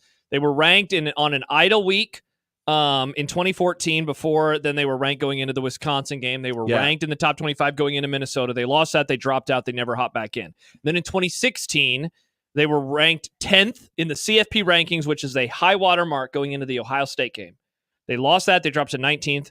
They won that against Minnesota. They went up to 18th. They won that. They were up to 16 versus Iowa. They lost that. They dropped out, and they have not been back in the CFP rankings ever since then. So that's the first part. The other thing is, going back to what you were just discussing, Jack, I really, really, really, really hope that it is 6-0 versus 6-0. I know that we keep talking about the Ohio State game, but Nebraska and Indiana being like this weirdly huge game would be so much fun. Would be so much fun. You want to talk about a team that I was way wrong on in the offseason? You were all in on the Hoosiers. John was Signetti pilled. I was not. I wasn't. I was on it in the sense that it could be a dangerous game for Nebraska. I wasn't sure if I didn't think they'd look this good. Yeah, they have kicked the crap out of teams. I thought it would be a dangerous game for Nebraska. Yeah, and now it's more than that. Now it looks more than that. Yeah, it's now. A game. It's a game for both teams. Is what it looks like on paper right now. Yeah, and talk about a group that's having good vibes right now with. Oh my gosh, yeah, Indiana with a new coach and energy around it, and kind of being a darling of the media. Like we were looking at the games. Josh and I were talking earlier. We were looking at the games that weekend because we're like, could that Nebraska Indiana game be like College Game Day highlight of the week? But I think you found there were other big games. Yeah, that's the weekend that has I think Texas, Georgia, and also has Alabama versus somebody. But it could be big noon kickoff, certainly. Texas, Georgia is going to be game day for sure. Yeah, the other game, it's like maybe it's Alabama, Ole Miss. It's like a really, really, really great weekend for games. But Nebraska, I mean, certainly if Nebraska and Indiana are undefeated going into that game, big noon would absolutely be there. Because I looked at the rest of the Big Ten schedule, and it wasn't like super duper awesome. Probably, yeah. Yeah. You're probably I'm trying right. to fit real quick. And by the way, we've got, for those of you watching in on the stream, we've got the schedule up. And this was one of those dates that they left all the windows open to possibility, 11 a.m. Because remember, when they announced the first TV schedule, they announced potential times, and not every game had all the times potentially listed. But this one, I mean, it could be 11, it could be mid-afternoon, it could be prime time. All right, so two things. The SEC games that week are Georgia at Texas, incredible, and then Bama at Tennessee. Oh my gosh! Yeah, just a ridiculous Saturday. Big Ten games that weekend. In terms of ranked, unranked, the only one right now is Michigan at Illinois. And Michigan may be out of the rankings by then. Same with Illinois. And if might Nebraska too. and Indiana take care of business, they'll obviously both be in the top 25. Other games, USC at Maryland, Iowa at Michigan State, Wisconsin at Northwestern, and UCL at Rutgers. So it looks... that's the game. Right as of today, that is the game of the day in the Big Ten. It's easily the game of the They'll day. get the Big Ten tailgate show at very least. That will be out there. And But guys, June. like, I mean, okay, all that aside, though, still, if they're unbeaten, keep in mind, Josh, Nebraska will then be bowl eligible. They would. It'd be bowl eligible. eligible. Go bowl eligible on October 5th. They could be right, and coming off a bye week. Correct. As well, yeah. So resting up after a bye week, and Cignetti is just a little. He's just got a little bit of something in him that he might say something weird going into it, or really try and make this a big deal that'll put a little extra juice in this thing. Here we go. We're trying to turn him into Tom Allen Part 2. No, he's. I think he's got more PJ Fleck in him than he does Tom Allen, if you ask me. Oh. So this is a guy you're ready to get annoyed by and ready to dislike. Nice. I'm starting to build a foundation of disdain in my heart already for him. I can tell it won't be hard. Tony says, I still think USC will be after dark. Let's hope not. Nobody wants that 10 o'clock kickoff. No. Nobody wants that nonsense. I don't remember who I did want to address one more thing before we go. I was perusing Husker Online this morning and reading from the article, and before the game the other night, 4-star athlete Matt Ludwig was visiting. Matt Rule has really leaned into the double finger point. Oh, yeah. I think he got it from Happer. I mean, what is up with this? It's now starting to become a thing where I'm like, this looks awkward. That's how he rolls. And look at how Rule's head is kind of hunched down a little bit. It's almost like he's saying, "Look at this. Look at this, man. Look at this. Look at this."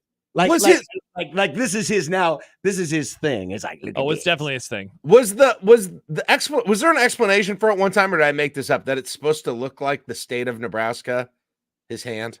I think you made that up. It looks more like the state of Oklahoma. I heard somebody tell me that once, that it looks like I know it does look like more like Oklahoma. I can see Matt right now going, "Hey, you know what? I'm going to send Ed Foley out here, and he's going to go to Broken Bow, which is about right here where my knuckle is."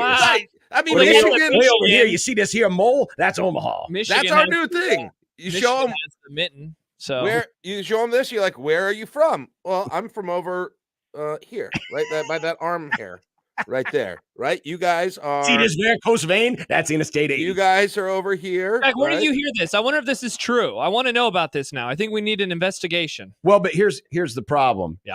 Notice how let's zoom in on this here for those of you watching it on the stream. Notice how the thumb is kind of elevated there. Like this? That takes away the effect. Well, he wants to. John, he wants to be able to recruit Yankton, South Dakota, so he includes that. Oh, not a bad idea. That's what that is. There's Lewis and Clark's thumb knuckle. That's Yankton. Yankton is a talent-rich environment, and so in case he ever talks to any Yankites, then he can make sure that he's including them. Incredible. This means now that he always has to stand on the left side of the recruit. Correct. Otherwise, he's pointing the wrong way. Right. Has he done it the other way? Do we have pictures of him doing it the backwards? Happer has the picture of them both together, and he's doing Happer claims he's the one that got him to start. I think Happer started this. I blame or give credit to 1620 The Zone's Connor Happer. To make it a the little Locked more On Podcast's Connor Happer. Now I'm trying to make my hand look more like Nebraska. It's hard. Some of my knuckles don't move on their own. Well, and the other part is your index and your middle finger need to be the same length because, as you know, the panhandle, it's a straight. It doesn't jut out like that. Should it be more like this? No. See, the panhandle is straight. Sean, don't do two like that because then people are going to think you're doing a different logo. What do you think he's doing? Well, his pinky's not out. It doesn't look like I got to be honest. If I had to pick out one critique of Matt Rule, it's this. It would number one be the play calling down the stretch in some games last year, and number two, it would be this. Wow. Number two. Tough look for Matt Rule. What about the thing where he doesn't he's not willing to compliment somebody without complimenting everybody as well? I guess that's more of an off-season Matt Rule thing. In season, he's like, Dylan Raio's the best quarterback ever. Out of season, he's like, but don't forget about Daniel Caitlin. Yeah, he went from... Because remember, he's really the number two guy. He went from every time he talked about Dylan, he went through and got everybody in the room. And then a few weeks later, he's like, Dylan's the only one, and we need everybody else to play as good as Dylan. It's a major about face on that issue. It'd be great if somebody was like, hey, but didn't you say? And he's like, shut up. I don't care about August me. We're not talking about August me anymore. Well, all I'll say is this. I hope Matt Rule doesn't have any accidents with power tools that lead to his index finger getting cut off. It sounded like a threat, John. No, because then it would look like he's, flipping people off. My financial advisor has half of a thumb. He got it ripped off one time when he was roping. That doesn't sound fun. No, but now he has this little nub. He likes it. He's got a little thumb nub. Mm-hmm. Yeah. There you go. He was roping. I bet he was roping probably about right there would be my guess. Joseph writes in on YouTube. Right about this there. is the content we get when Nebraska is 3-0 and haven't had a close game yet. I love it. This is way different than last year.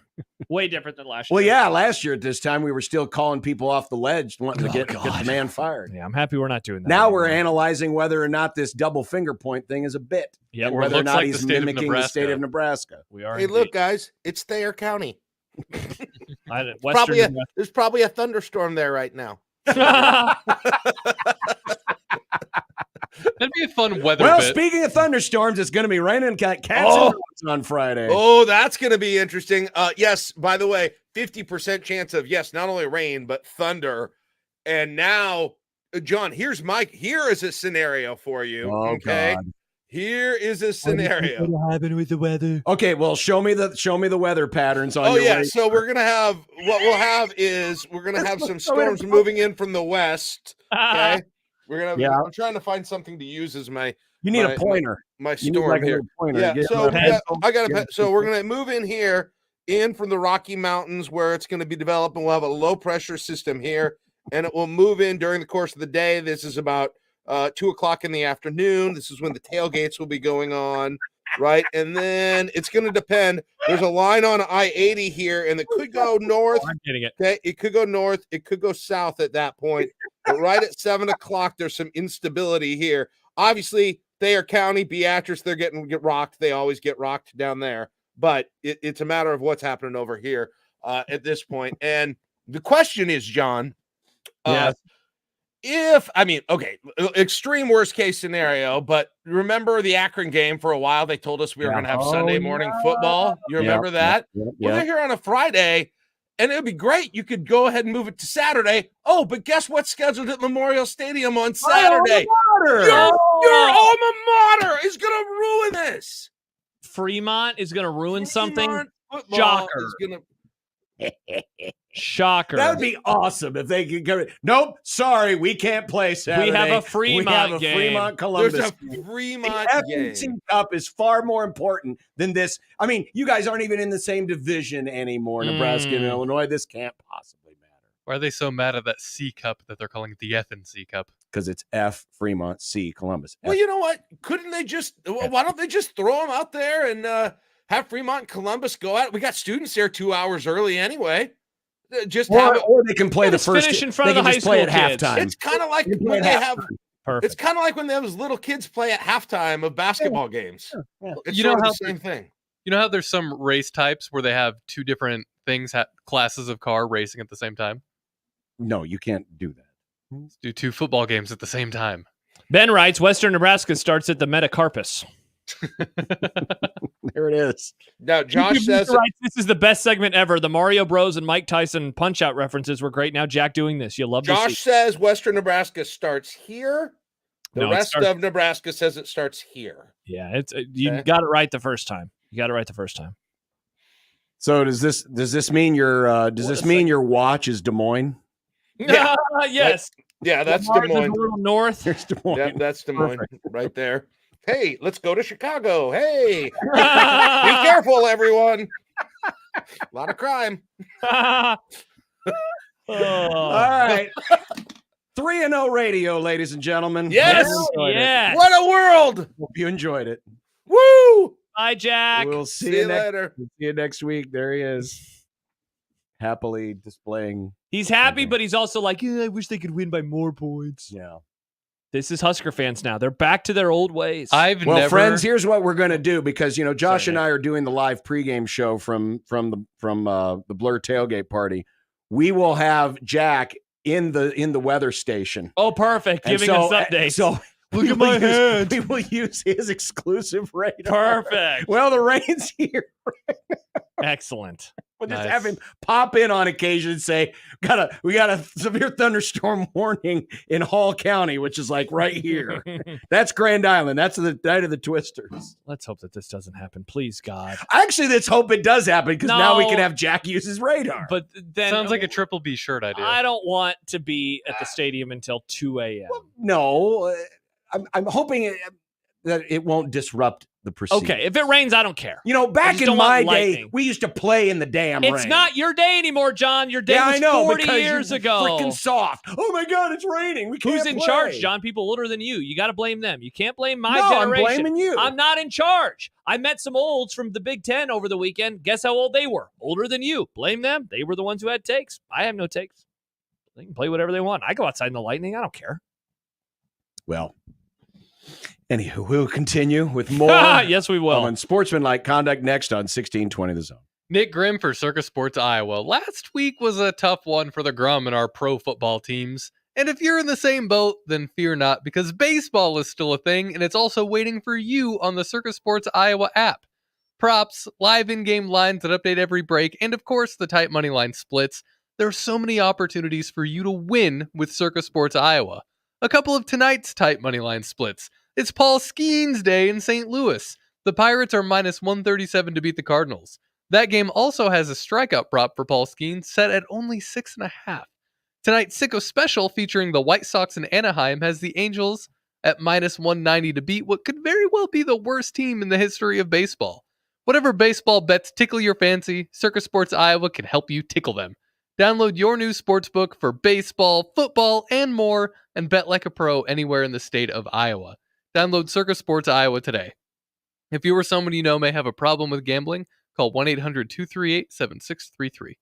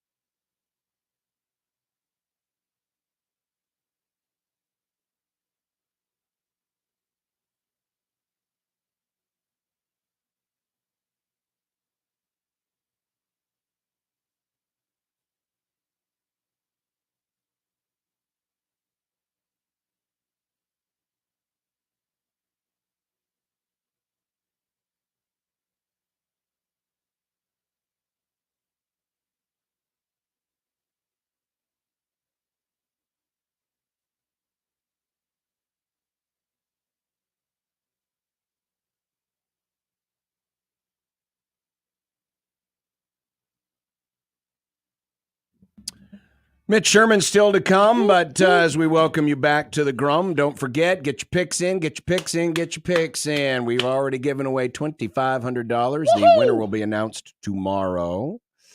But I will tell you this, that person got their picks in on Monday morning. And that is where the advantage comes for the 1620, the email subscribers, because the pick link is already there.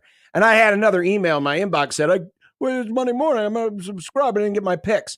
Please check your spam filters, your spam folders, sometimes like on Gmail, it's in your promo folder.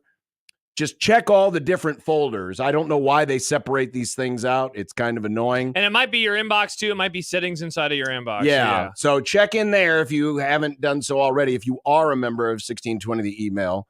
Because remember, the tiebreaker is entry received first. And I got it. I got it right at 10 a.m. Yeah. Right at 10 a.m. Yep. Make your week 2 picks now.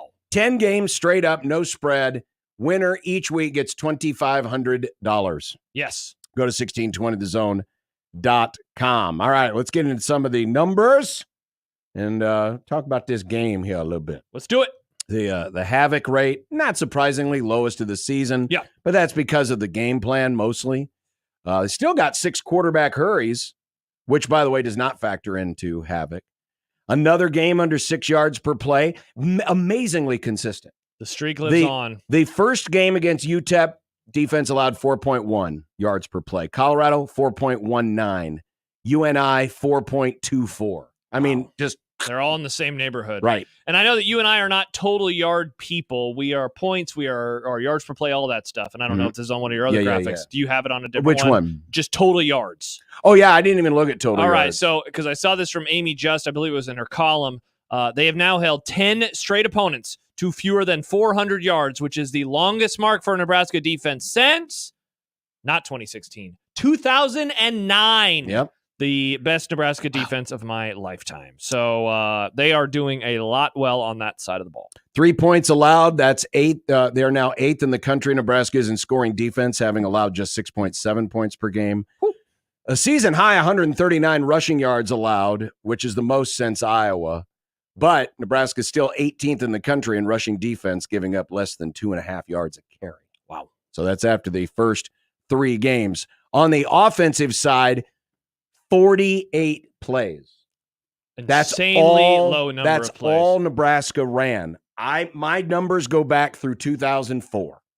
Okay. The previous low number of plays run in a win was against Kansas State when Taylor Martinez basically had big runs every time he touched the ball. Interesting. That would not have been my guess. But yeah, because they had a lot of fast drives because they were dominating and whooping dead ass. They only had 52 plays in that game on that Thursday night. That's the only game in a win. This is in a win because last year, the Michigan game, I was going to say 46 plays. Yeah, but that was because they were getting off. They were getting 3 and out. And then the team on the other side of the field was also awesome. The average, so in the last decade, the average number of offensive plays run in an average Nebraska win, 71. Is that counting the numbers from Saturday, or that was going into That's Saturday? going into Saturday. Wow. Going into Saturday, Nebraska averaged running 71 plays in the games they won. 23. They only ran 48. 23 fewer plays than what they do on average. Correct. Wow, that's and wild. It's the first time that a Rule team at Nebraska has won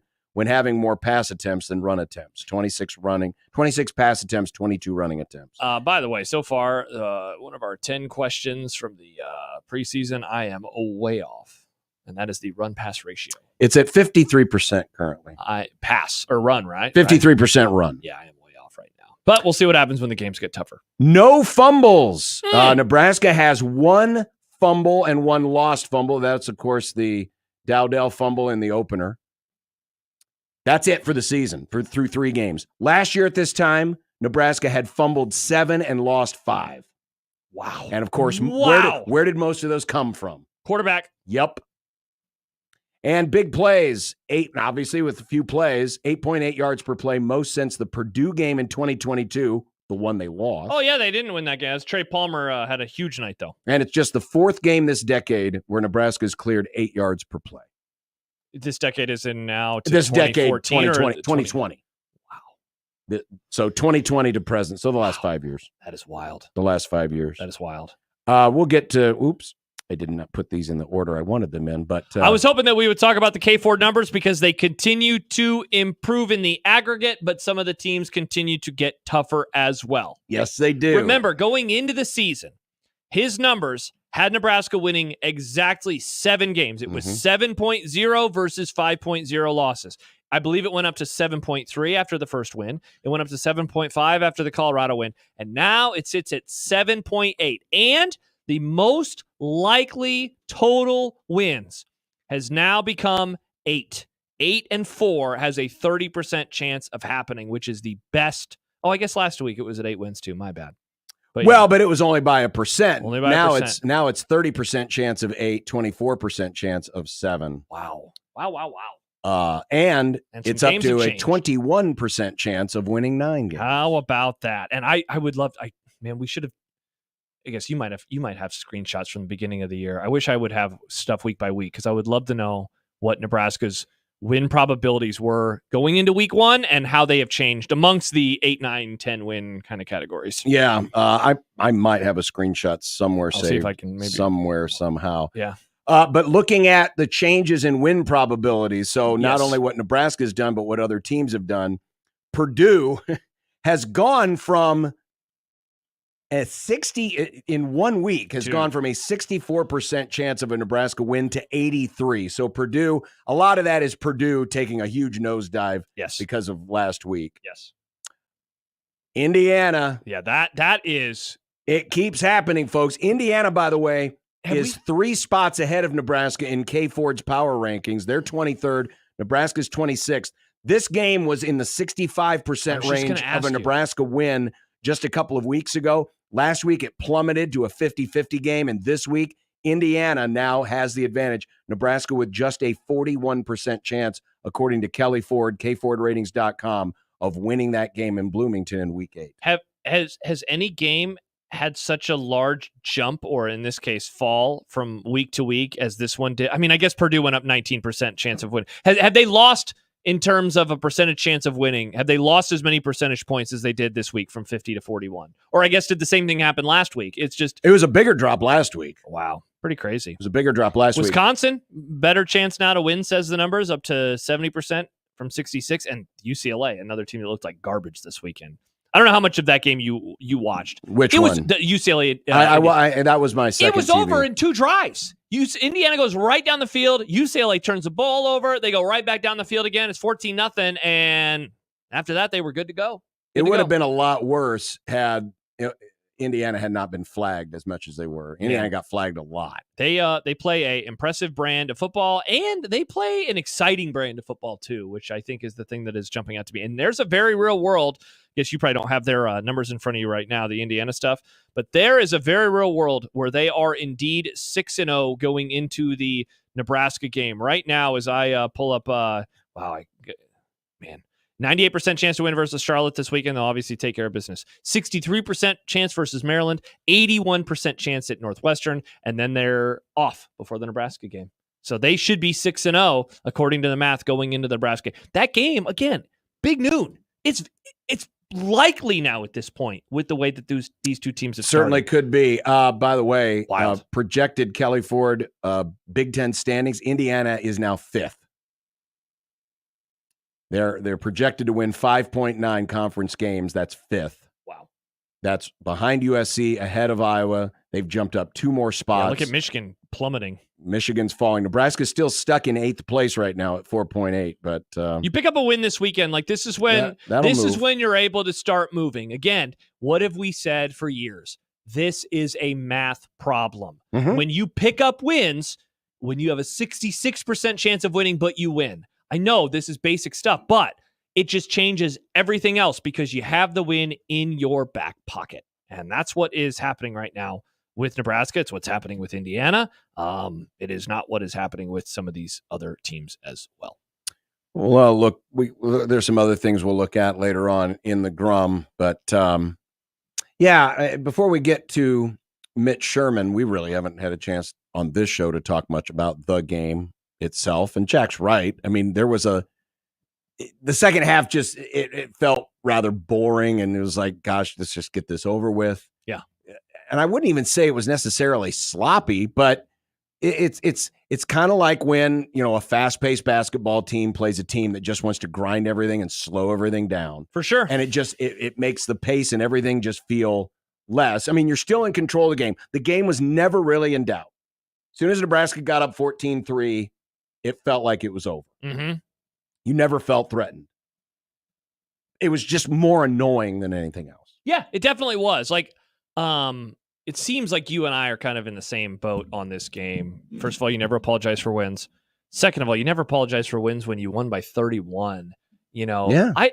And you hold a team to 3 points. I don't think that they have had a perfect game yet this year. I thought not even close. But I thought again that it was just like Jack mentioned, wanted, the offense to have that explosion. First 3 drives, boom, boom, boom. Looked really good. And the fourth drive was looking like it was going to turn into another one of those. And then, the end of the first half happened and not so much. I don't know. I like, in a way, I like that they've had this weird kind of adversity in these second halves where this week it was the defense's turn to not play perfect. And it's so funny because, again, they only allowed 3 points.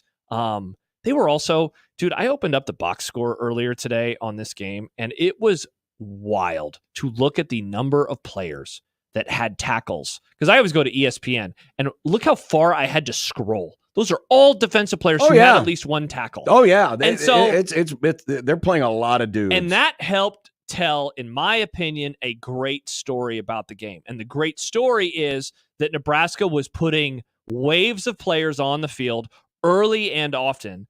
I think it really shows us A, what they thought of the opponent, and B, they're trying to learn about themselves. One of the good things, in my opinion, and we'll get to this a little bit more later in the Scarlet and the Cream and the Happy Hour, but I think that this is about to be the beginning of a million players certainly, unless they win by 40 again. Mm-hmm. I think they're done rotating as much as they have. I don't think we're going to see it as much from the defense. They've been a program in a year plus that does like putting in a lot of defensive linemen. I don't think the stat sheet for number of tackles is going to be anywhere near as large as it was a week ago, though. I think that they're about to start shortening some of those rotations. I think the running back room is going to drop from 4 to 3. Mm-hmm. John, the running back room is kind of already dropped from 4 to 3.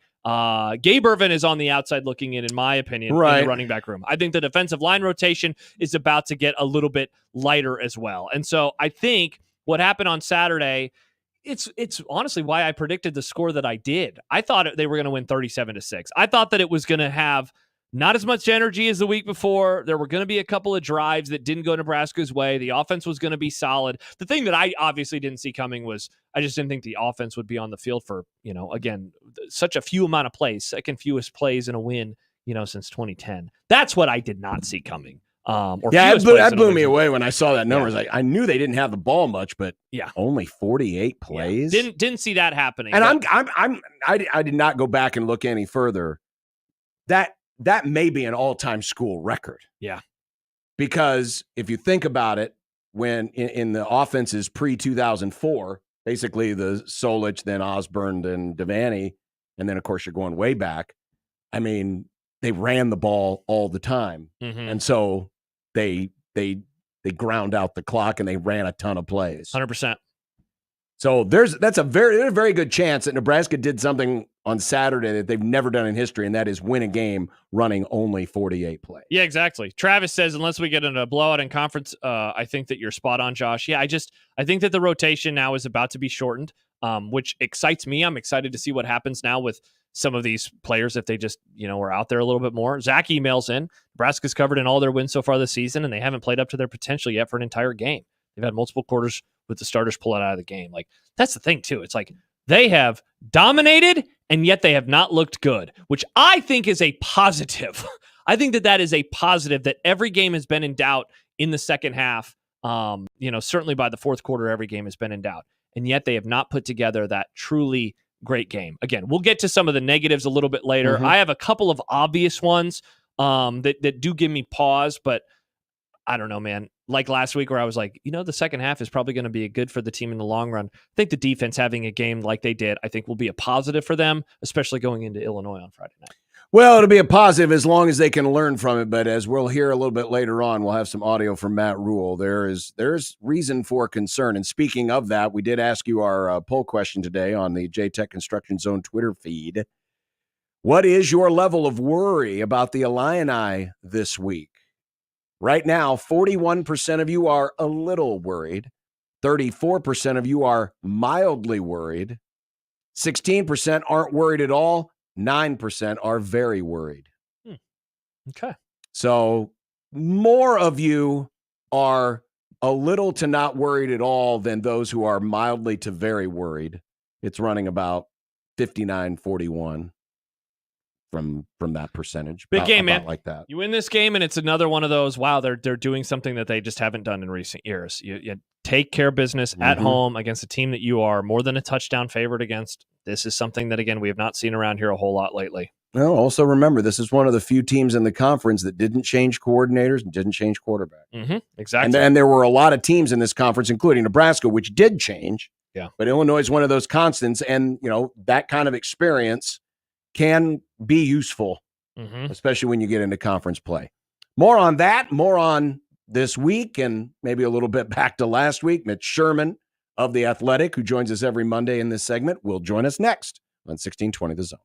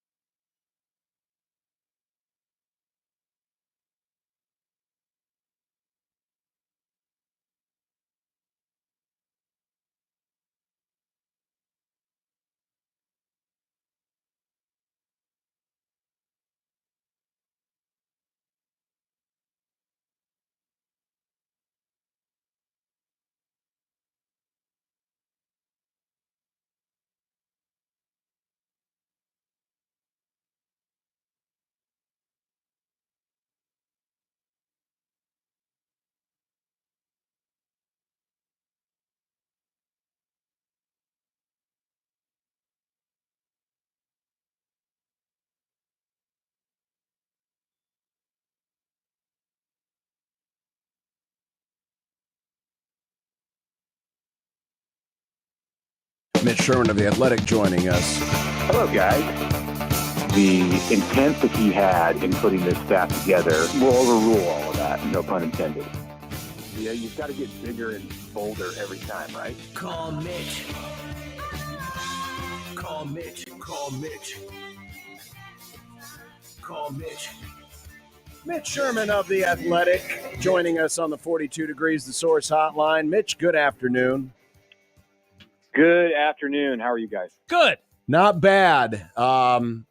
Foreign territory. It's been quite a while since they've been 3-0, and that we've been able to sit back and nitpick blowouts.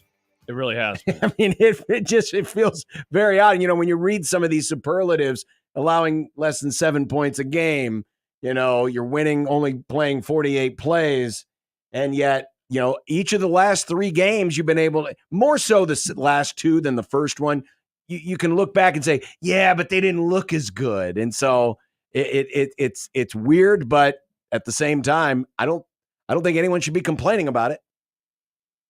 It has been a minute. You know, I thought Nebraska fans would at least this year have a grace period for complaining about wins because they haven't had more in a season than losses in any year since 2016. But nah, I mean, we're right there. We were even there, I think, a little bit with week 1. You know, there was a moment in week 1 where Nebraska didn't look dominant in the first half, even though it went to the locker room with a 30-7 lead. But, you know, there was that stretch where they fumbled near the goal line and the game was tied for a couple of minutes. But really, yeah, after these last 2, and I understand the expectations. I understand the desire to always want more. And there are moments in these games, playing an FCS team this last week where it didn't look like what you would expect from the team that raced to a 28-0 lead against Colorado. But you have to remember that Nebraska is still building this thing. And if it's a couple years down the road and they're a top 10 team, I think you would probably come out of these 2 feeling differently than what you do right now, when people should be ecstatic that Nebraska's in the top 25. Mm-hmm. And I think most people are, but it's definitely getting through the complaining or whatever it is. It's just the nature of college football fans, of sports fans in general.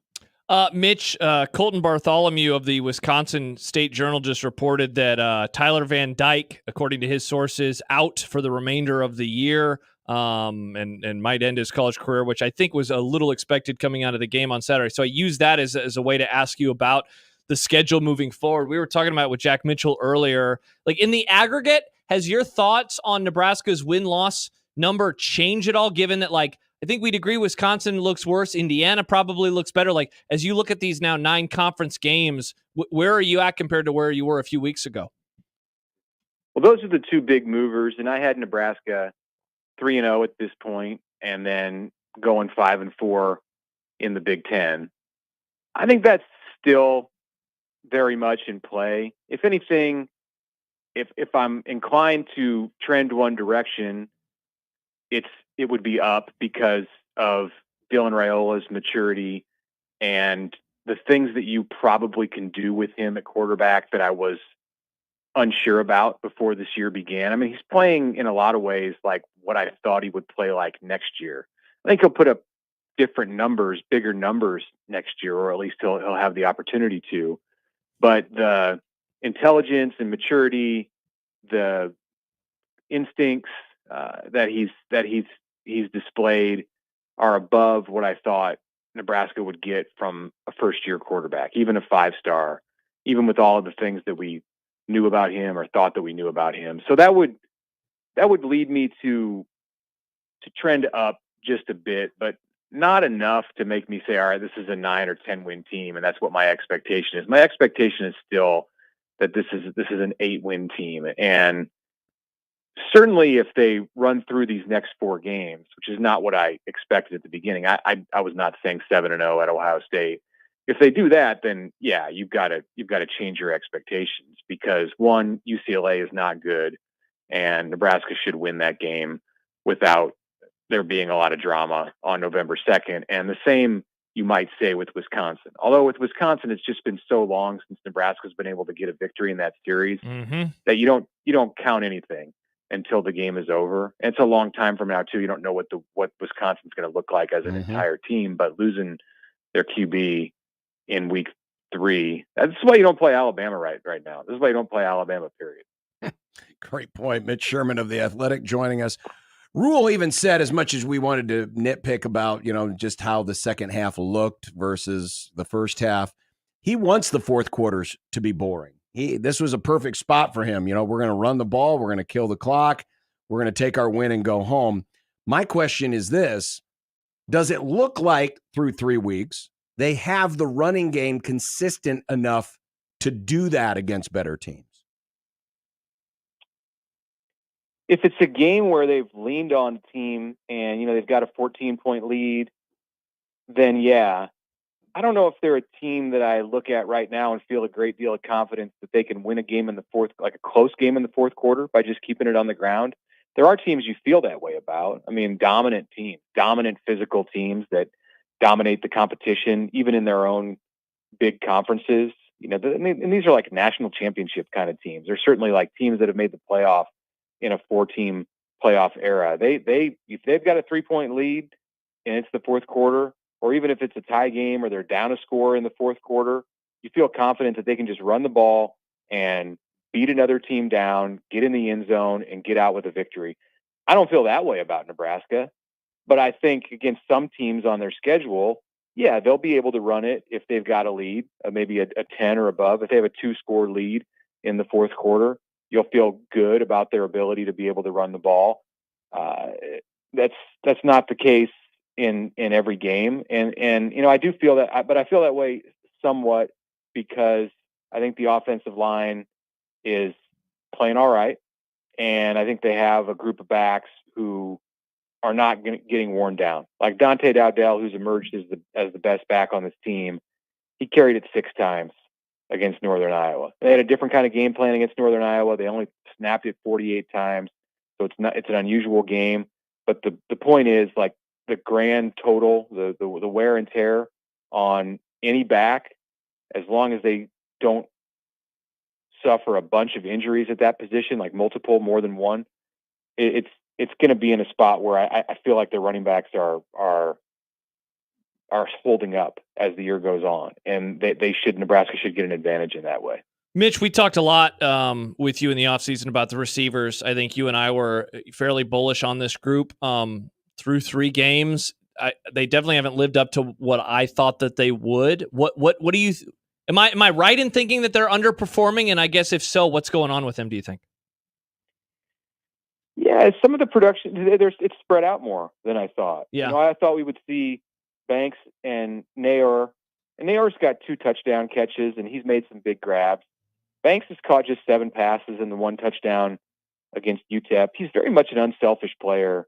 And while they haven't had great results in getting out on the perimeter and blocking, that was an area that was the topic of conversation last week.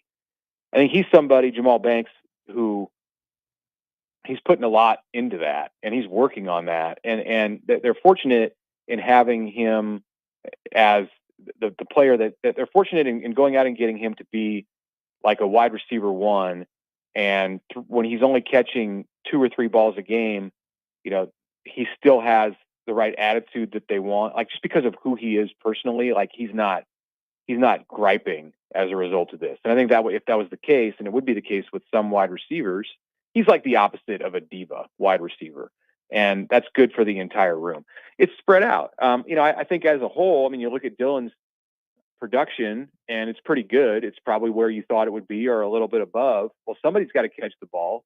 It's just that they've spread it out. And the freshmen, Barney and then Carter Nelson this last game, they've gotten more involved than I think we thought they would be at this point, or at least what I thought they would be at this point. And then in the Colorado game, it was throwing a lot to the backs. So credit to Dylan for taking what's there for him. I think that they can look to throw to the seam more often, and they've got guys on this roster who can be players that expose the middle of the field. Like Fedoni can do it, and he's not a wide receiver, but they can get more out of him. And they can get more out of their big guys. And I think when it comes down to it in games, like if they do get into games that are tight in the 3rd and 4th quarters, you're going to see them look more to Nayor and Banks to come up with big catches in big situations.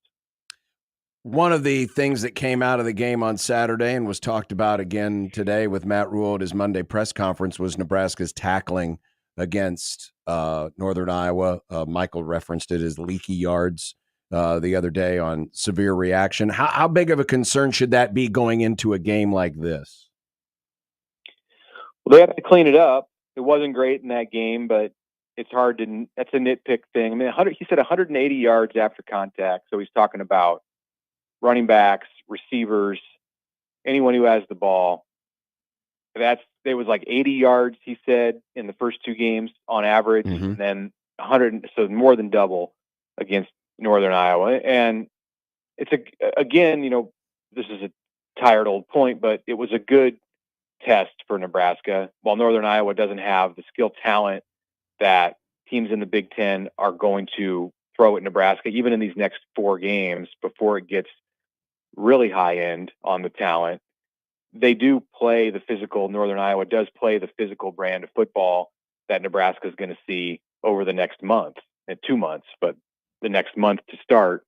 And that's good because now they've seen it. You can't simulate that necessarily against teams that want to run quick tempo or just use the edges with the skill guys like Colorado did. This was kind of the perfect setup game for Nebraska to go into the Big Ten. They were missing some key pieces on both sides of the ball, but on defense, without Jamari Butler and without Mekhi Bayer for the first half, it was more difficult, I think, to play the technically sound defense that this group can play. I'm not overly concerned about the yards after contact. I think this is a team that's going to tackle well as the season goes on, and this is probably a game that they've just got to have in their progression to becoming the defense that Tony White wants them to be in November. Mitch, any idea how long this Mazuka will he or won't he is going to last? Or is this just kind of an unknown situation for all of us right now? It's unknown. I would expect that it'll be evaluated again after this game. The fact that Matt Rule came out on Monday and said definitively he's out for this game leads me to believe that this was part of the plan, that this was decided a week ago after Colorado that he was going to miss a couple of games.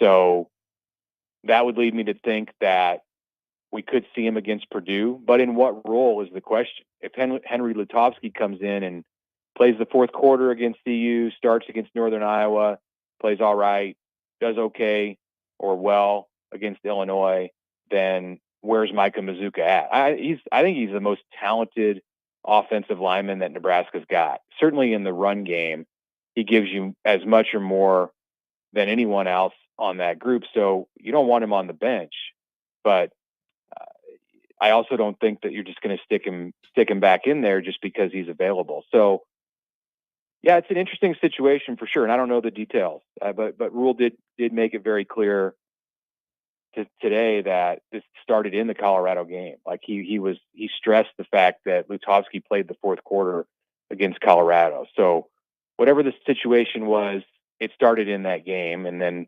carried over through the week last week. And I think he's progressing like he's with the team right now. He was with the team last week, but I think in a lesser capacity than what he's with the team right now. Like he's practicing. So, or at least I believe he's practicing.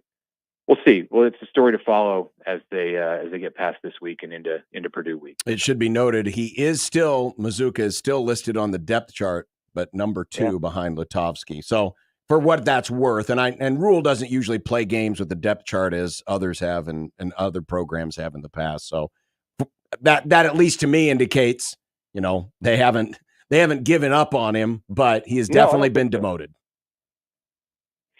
Yeah, and I don't think he was demoted for his play. Right. So I don't think it was a deal where Lutovsky passed him up because they were having issues with the way that Mazuka was playing. So he's had a history of walking the line, and you saw a year ago for Florida that he was in an altercation, and some of that is welcomed. They want an edge to their players. They definitely want that among the linemen, but it's somewhere it went over the line. And if it happened in the Colorado game, I don't know we didn't see it. Like, it wasn't something where you look down and it happened behind a closed door somewhere, I don't know. But regardless, that doesn't really matter. It's right now he's not available to them. Mitch, we both looked into Matt Rule's record against AP ranked foes. Thanks for the fact check yesterday. Mine was way off. Like a dumbass, I used Wiki. Well, there's so many different ways to, I know, but I always use reference. I love reference. It's a great website.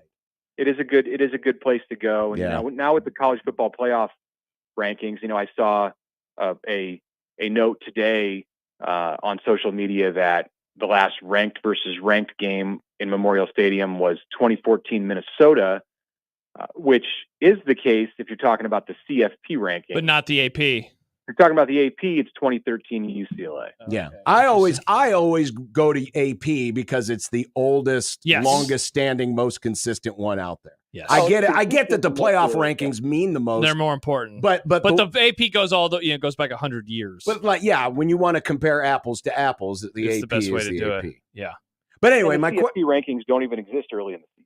Exactly. Yeah, you don't get them until week 9, week 10. Yeah. But my question was going to be this. So it's 2-19 Rule's record, and the only 2 wins happened when he was at Temple. So I think the losing streak is, I believe, 11 or 12 in a row in terms of losses in ranked games against ranked opponents.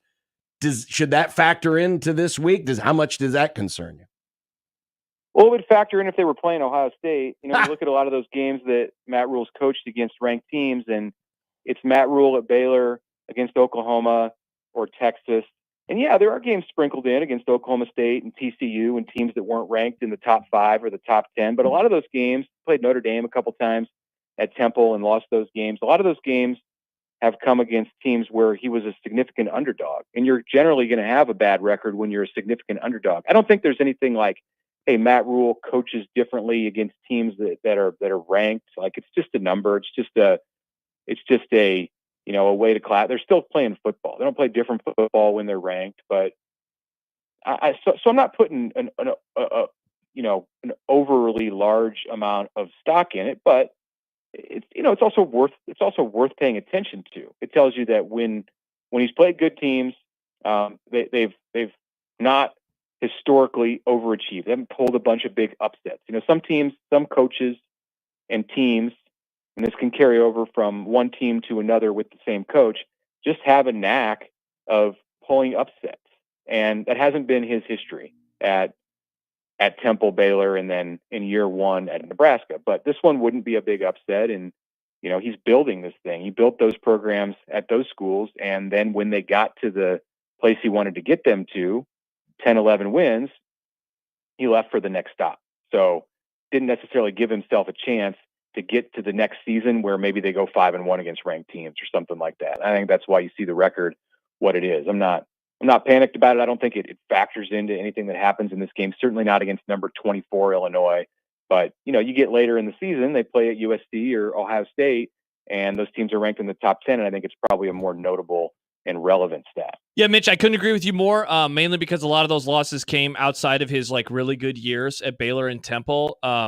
So all that to say, though, the narrative really starts going in a negative direction for him if they lose a game like this, because then I think that allows for the whole, we'll see, can't beat ranked teams. Because if they can't beat a 24th ranked team, that's how the conversation shifts into a wrong direction. And this will only be the second time against a ranked foe that a Rule team has been favored.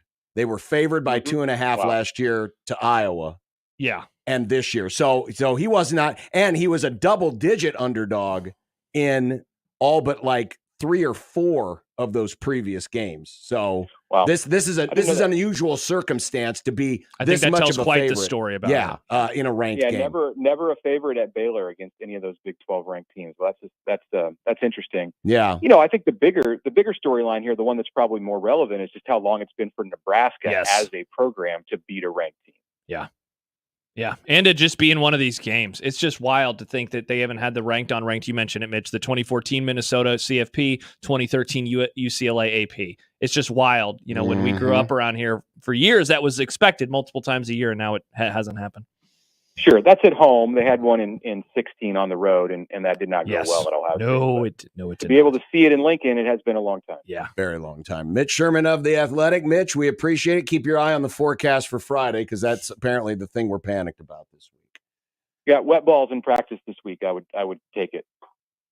Wet, yes. Wet balls. Josh, not that. Wet footballs. Also, someone's Wet going football. to stand Mitch. on the side with a big sheet of plastic and shake it and make it sound like thunder and lightning. Not about. That's what Colorado will do for their preparation. Yes. That's how they prepare. Yes. Yeah. Indeed.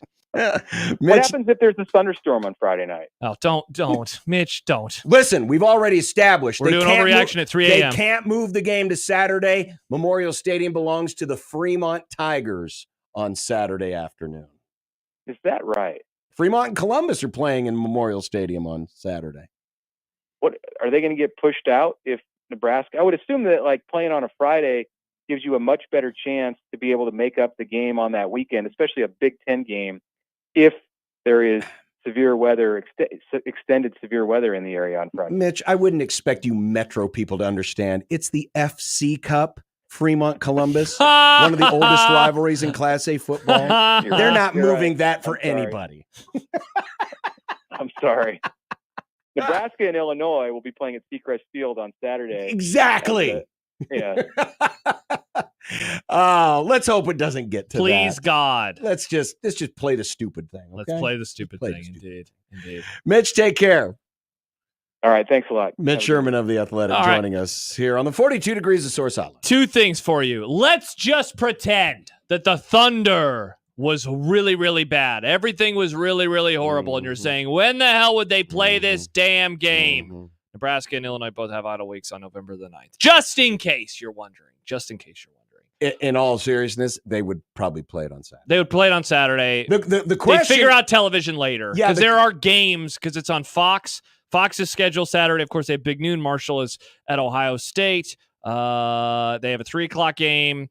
They do not have no, they do. They have a night game. So they'd figure it out. It wouldn't be on Big Fox. They'd figure it out. But they're not going to move it to November the 9th. It's Monday. This We'll be forecast will change. Also, you want to do the rank stuff next? I would love to dive into this Yes, with you. Because I know got it right here. perfect. Because I know you have all the numbers. But yes, this has been one of the, in my opinion, most overblown topics surrounding Matt Rule since he got hired.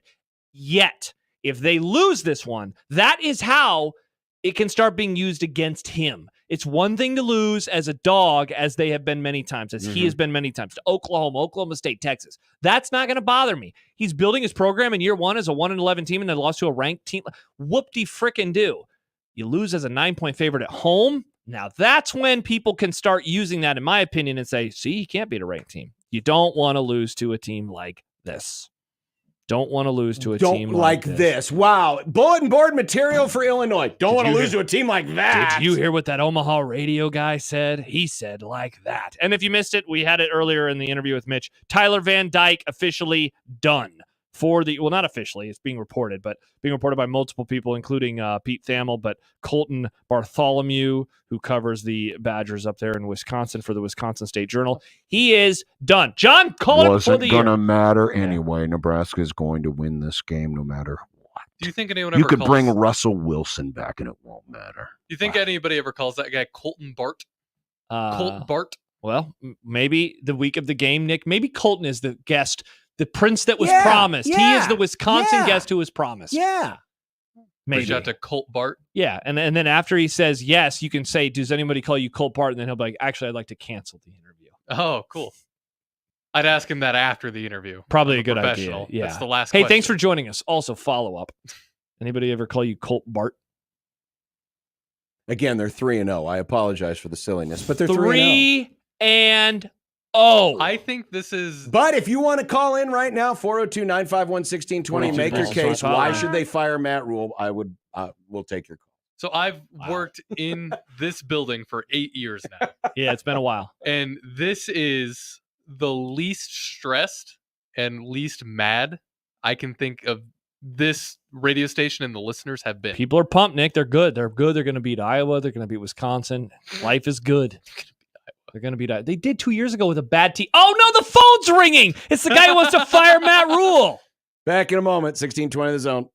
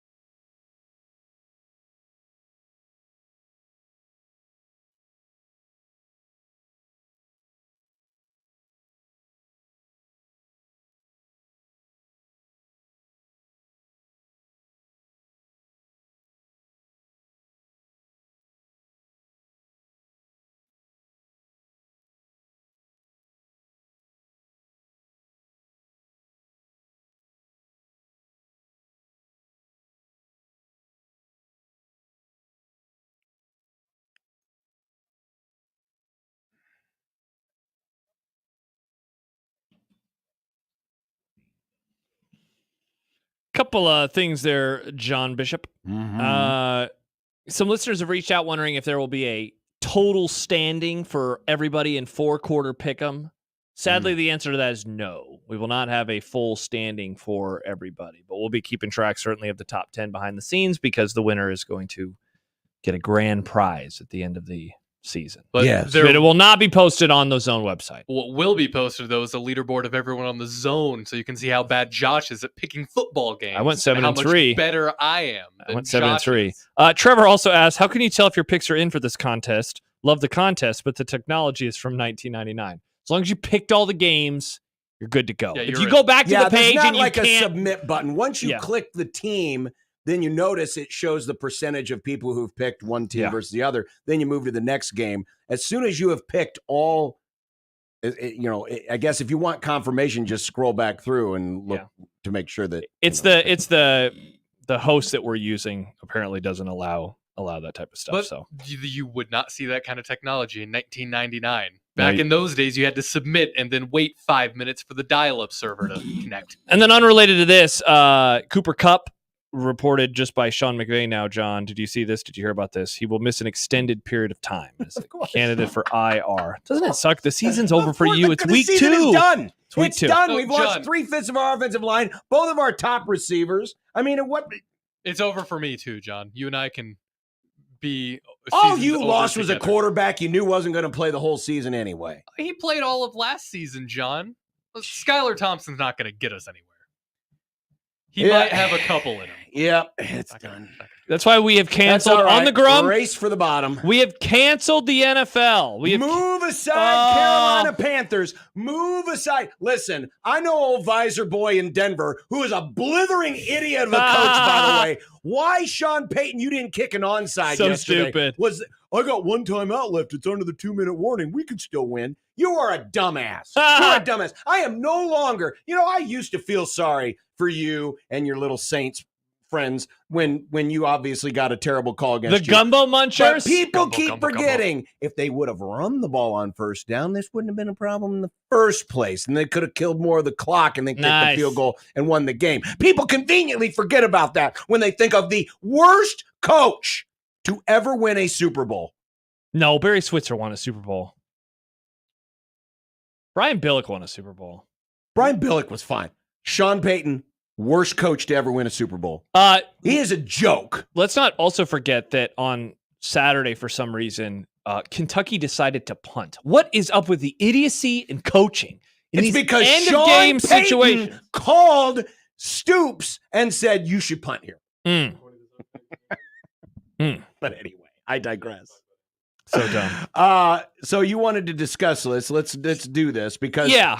So we went back, and these are all of the games that Matt Rule has coached against an AP top 25 team. Yeah. He went 2-5 at Temple. Bad. The answer to the caller, Andy, is bad. There, you don't even have to come on the air. Bad. Okay. I feel horrible. Thank you, Andy. Not as bad as I do. NFL season is canceled. Yeah. We're a college football radio show now. You're right. Nothing but Hawkeyes from here on out. Nope, they suck too. Baylor, he went 0-11. Troy. Baylor, and he went 0-11. Yes. And Nebraska, he's 0-3 so far. So he's 2-19, Matt Rule is, coaching against AP top 25 teams. I also went in to look at the spread differential. So that's the difference between the actual result of the game and what the point spread was. And do you have that data? Like it's not on the screen, but I have it in front of me. Okay. And as I pointed out in the interview with Mitch, this will only be the second time that Matt Rule has been favored. I keep saying Matt Rule like he's by himself, but a Matt Rule team has been favored in an AP ranked game. They were favored last year against Iowa. That's wild. That's it. But they were indeed. But they were underdogs in every other game, and most of them by double digits, if not 20 or more points. In fact, I can count it up right now. 1, 2, 3, 4, 5, 6, 7, 8, 9, 10, 11 games. Good counting. By at least 10 points. 11 games by at least 10 points. What? That they were underdogs. Okay. That they were underdogs. So 11 of the 21 games he was underdog by 10 points or more. Yes. Okay. So the spread differential, He was really good at overachieving at Temple. And that, look, real quick, that makes sense, right? G5, sure, in spots where the lines aren't going to be as sharp as they are otherwise. Correct. And he's a good coach, so you'd venture to guess that he's going to do a good job. Baylor, it's solid, but it's not like out of this world. It's solid, but it's not out of this world. But that makes sense as well. Basically, the spread was right on with Matt Rule. And my guess is early on he was probably covering by a lot of points, and then the better that his program got, they were covering by fewer points, if not losing against the spread outright. Is that what happened in like 2018 and 2019? Were they losing against the spreads? Well, yeah, in 2017. His first game. They definitely covered against Oklahoma. Yeah, Oklahoma, they were a 4-touchdown underdog. They lost by 8. They probably didn't cover against Oklahoma State. No, they did not. They covered against West Virginia. Yeah. And maybe they covered against TCU? Barely. See, so because they were such big underdogs, but the better you get as a program, the harder it's going to be. Now, last year, look, you can't explain it, right? They're minus 15.2 per game in the spread differential. They get waxed by Colorado. They get waxed by Michigan, and then they lose to Iowa. But those numbers are mainly built into the Colorado and Michigan losses. Exactly. All right, so I use all that to read this comment from Game Dog on the YouTube page. Maddie. I'm guessing Game Dog is not a fan of Matt Rule. Maddie is a full 8.5 point fave on Friday. Dash. He has never been a TD plus favorite versus a ranked team. Dash. It's only the second game ever. Big game for Maddie. Dash. 63% of the money at Vegas Sportsbooks on Nebraska to cover the minus 8.5. So I read that comment, and not just the dashes. I read that to say this is how narratives are built, or how they are able to be pushed forward in a negative capacity.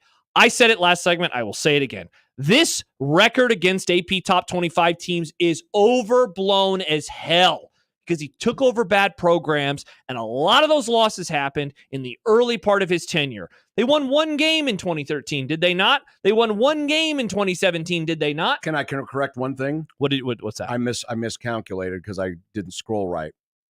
15 of the 21 games, they've been double-digit underdogs. Bingo! They not only were they supposed to lose, they were supposed to lose by 2 scores. 15 of the 21 games, because again, a lot of them happened at Temple. And most of them happen at Baylor, where he's a double-digit dog. I mean, going back through the spreads, 4-touchdown dog to Oklahoma. This is 2017. 26-point dog to Oklahoma State. 10-point dog to West Virginia. 24.5-point dog to TCU. In 2018, all of his ranked games were on the road. 21.5-point dog to Oklahoma. 2-touchdown dog to Texas. 2-touchdown dog to West Virginia. 17-point dog at Iowa State. Yeah, so they even covered 2 of those, even though they got waxed in a couple other. So it's like that's why this stat to me is like boo-hoo. That's why I wanted to look up the points. No, and I'm happy you did, because I wanted to see. All right, well, it's one thing to say that you're 2-19. Yes, but that does not tell but are anywhere. You expected to be in the ballpark? And in most of these games, they're a 2-score. At least a 2-score dog. Took over Temple, and I misspoke. They won 2 games his first year, but they did win 1 game at Baylor. And then in year 2s at Temple and at Baylor, they were 500-ish football teams. This is how the narrative, where I look smart today, I look like an idiot a week from now. And people are saying, I thought he would do just fine. They're a touchdown and a half favorite at home on a Friday night versus Illinois. I'll hear that. And look, I'm not saying that I would come on the air and say you suck. I'm just saying this is how this type of stuff is able to continue. I could hear that, but we're talking about a minuscule sample size. 100%. It would be only the second time. Yeah. This stat would be more alarming to me if most of these games were expected to be 1-score games. Yeah, and if he was favored in a handful of them. But until the Iowa game last year, his teams weren't favored in any of them. Remember the early Frank Solich era? They go 9-4 his first year, but all their losses were outside of Texas. They were on the road or in the bowl game, and it was oh, interesting. And they were to ranked teams. Oh, you can't beat ranked teams on the road. No worries. What happened the next year in 1999? They go on the road in Austin. They lose to another ranked team. Oh, wow, interesting. What happens in 2000? They lose on the road at Oklahoma. They lose on the road at Kansas State. What happens in 01? Oh, they finally play a ranked team, and it's Colorado on the road, and they lose. Very quickly, it went from, wow, they're struggling versus ranked teams to Frank Solich can't win on the road versus ranked teams. And that was a fact throughout his career.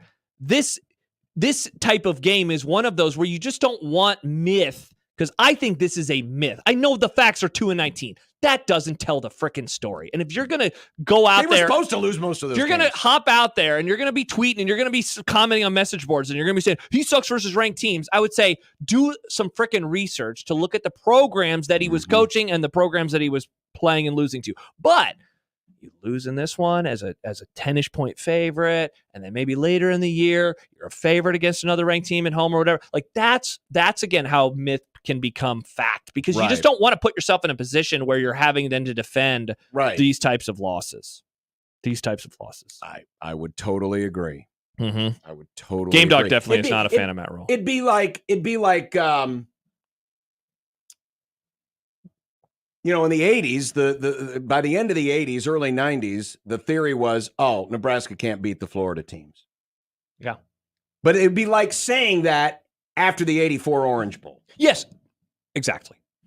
That is one. Now, sure, it ended up being that way, but it was for totally different reasons. But let's see some actual comparative data points happen first before we make the bold claim that this is that this coach is a bad coach against ranked teams. He is of the 21 games that Matt Rule has coached against ranked teams, 10 of them have happened in year ones. 3 last year. Yeah. 4 at Baylor, 4 at Temple. When they were building something. Mm-hmm. I totally agree. Let's give this a second. And sure, Friday might, mess with some people's minds, but then again, it may not. Yeah.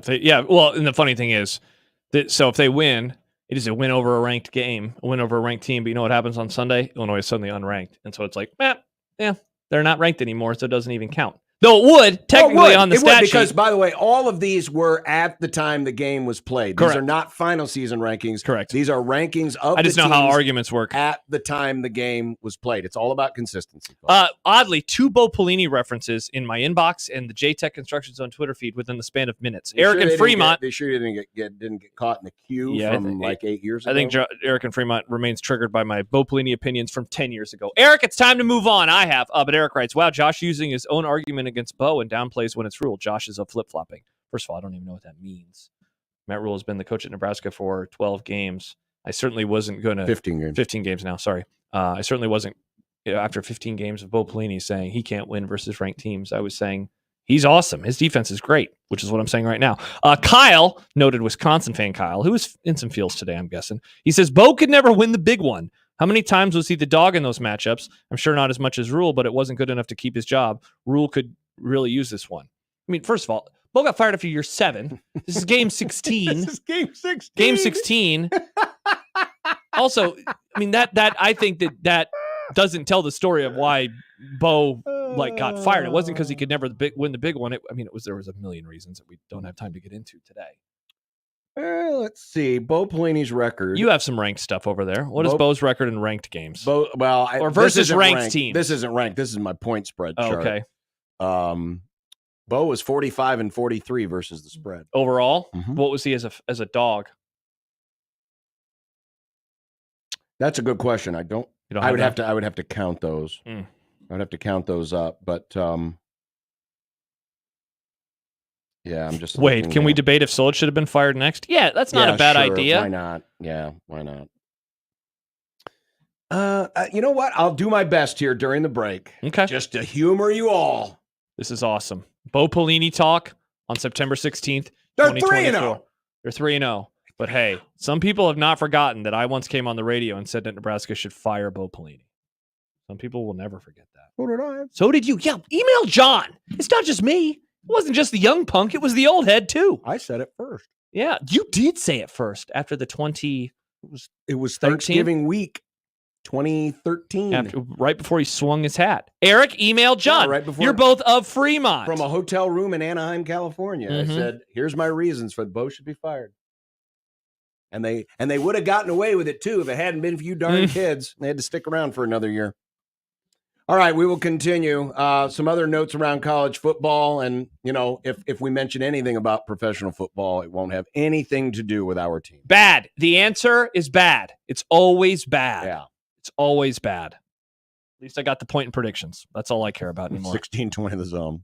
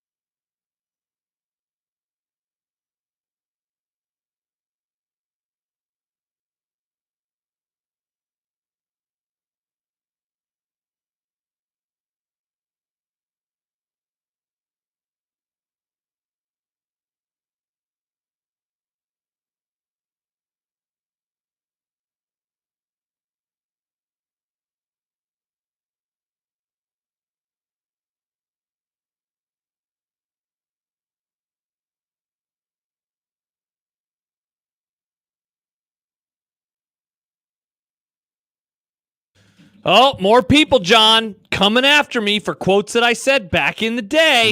Johnny Pig says the best Husker quote from your show since I've been listening: you can roll out of bed and win 8 games at Nebraska if you're not an idiotic head coach or having to rebuild from the ashes. is what I should have added on top of that. 8 is a lot. No, it's not. Not for where the program was. It's a normal number of games. But now it'd be like the dream. They go 8-4. All right. Would it still be a dream now? People would be pumped. But no, people are mad about them being 3-0 because they didn't score more on Saturday. I know. Everything has come back like that. It's like, you know how it's like riding a bike. You know, couples break up and then they like get back together and they have a fling for a weekend and it's like, oh, wow, we figured out how to do all of this exactly. And then they start getting mad at each other again. It's what's happening right now with Nebraska football. All over again. Mm-hmm. All over again. Mm-hmm. I knew it wouldn't take long. Yeah. I knew it wouldn't take long. We did the math. 5-14 was Nebraska's record under Bo Pini as an underdog. Yeah, so 5-14. He won 5 games, and 3 of those came in 1 year. 2013. 13, yeah. 3 of those came in 1 year. Yeah. Well, not only is Tyler Van Dyke out, but there's been another quarterback change in the Big Ten. Yeah. Alex Orji will start for the Wolverines against USC this week. It's so weird that he didn't start this season.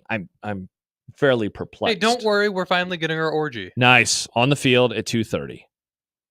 On CBS, America's Most Watched Network. I'm pumped. The Wolverines last year, en route to an asterisk-ridden national championship. 0 asterisks. Many committed are saying, what a team. 8 turnovers in 15 games.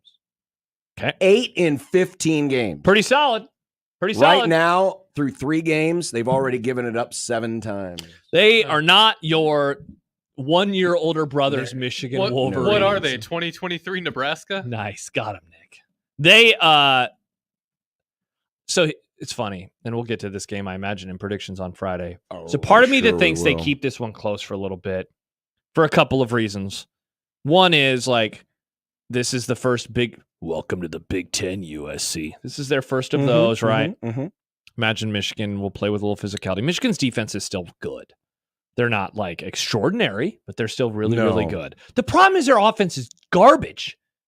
Their offense is so bad compared to what it was a year ago. Good. And yet, man, USC has played 2 games, going on the road, flying across the country. Like, this is now our new world of Big Ten football.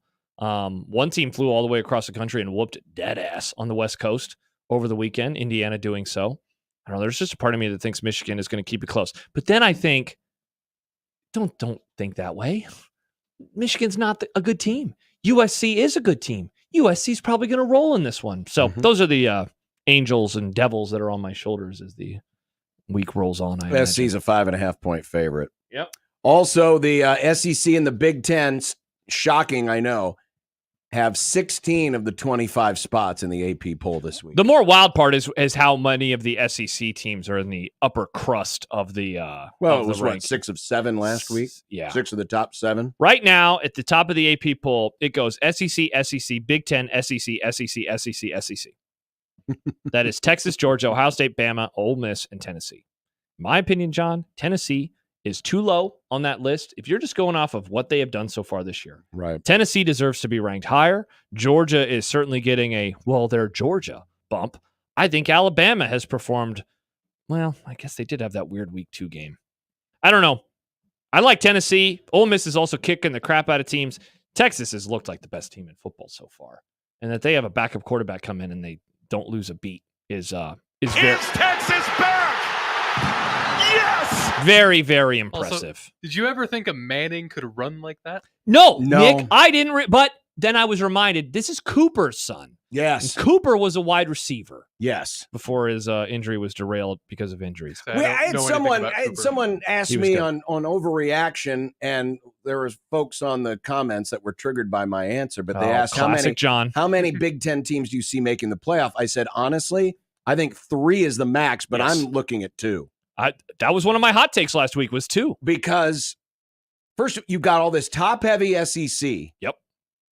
And who's good in the Big Ten? If it comes down to a 2-loss SEC versus a 2-loss Big Ten team, the SEC team's probably getting in. Well, the issue is, so I understand what you're saying. My issue with the Big Ten is not tiebreakers and will they lose it to an SEC team. Mine is, are there teams that could go 10-2 even in the Big Ten Conference? Right now, who do you trust in the league?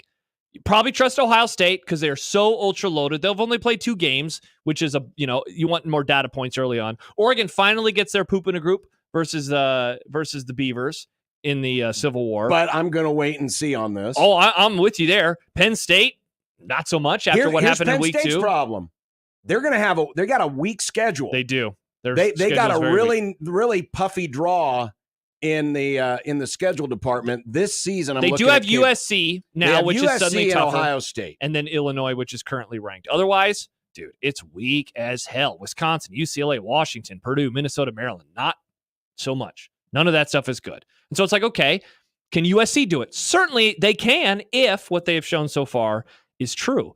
But outside of that, Michigan definitely ain't it. I'm with you on Oregon. I think we're in agreement on Penn State. So it becomes a math problem very quickly. And the math says the Big Ten doesn't really have a whole lot of teams that are in that upper crust. I mean, really what you would be hoping for if you're trying to get to 3, oddly, is like Nebraska, Indiana, one of those teams, really putting together a season that says, well, hey, they're 10-2. They probably deserve to be in the playoff. I would look at it this way. If Nebraska goes 10-2, but if the 2 losses are to Ohio State and USC, are there going to be... Are they going to have any ranked wins? Are they going to have good enough? I'm not saying they won't make it. Again, hard, I just think that the perception of the SEC, perception's a huge part of this. Remember, it's still human beings picking this stuff. The perception of the SEC, as long as, they really don't start cannibalizing each other, is going to be, well, they played better teams. Well, and you know what else, John, is, so like, look at Texas. They have a 19-point win in the Big House. That will allow them and then other SEC teams to be judged against the Big Ten teams by how you have done against Michigan. And this is why I don't like the idea of not scheduling in the non-conference, because now you've taken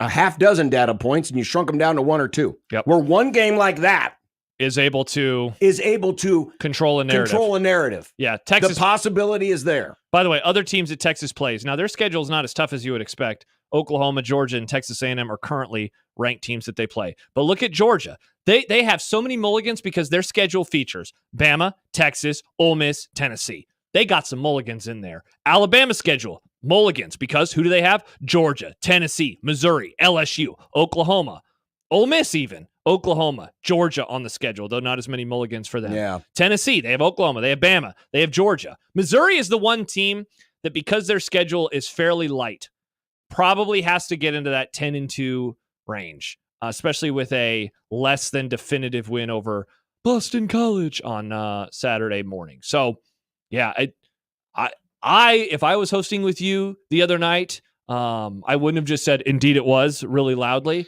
I would have said, John, I agree with this take. This is a very good... Josh, was it a good take from John? Indeed it was. Indeed it was. Oh. That's what I would say. Oh, do you want me to play it, Nick? Yeah, I figured you would. Hey, John, was that a good take that you had there? Indeed it was. Indeed it was. Indeed. Nailed it. Was. So, again... hell, I'm looking at our buddy K Ford. He does a regular season win required to be in the at-large conversation. Like record-wise? This is just looking at regular season wins to be in the conversation based on strength of win total. Okay. You've got Oklahoma is in the 8 category. I haven't looked at their schedule. Alabama and LSU are in the 9-win category. Mm-hmm. And the only Big Ten teams in that low are teams that we aren't going to be talking about. We're not going to be talking about Michigan. No. We're not going to be talking about Wisconsin. No. We're not going to be talking about Purdue. No. We're not going to be talking about UCLA. No. We're not going to be talking about Michigan State. One of the problems, I think, this is kind of looking like basketball, where there's been a couple of years here recently where the Big Ten had a meaty middle, and they'll have a very meaty middle.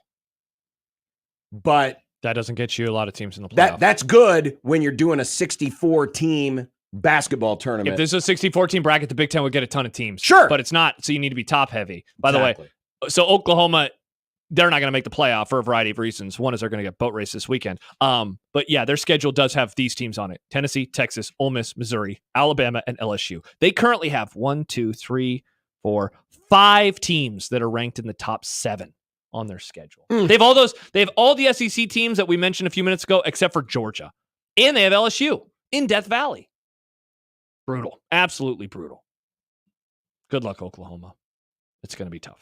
All right, coming up next, it's time for the Scarlet and the Cream. Ooh, new members of the Cream team. The Cream team. And we still have some Chatty Maddy coming up. Uh-oh. Oh, by the way, I would like to issue a correction. So earlier I said that Game Dog is obviously anti-Matt Rule. Game Dog has commented, I like Matt Rule, .. dumbass. Oh.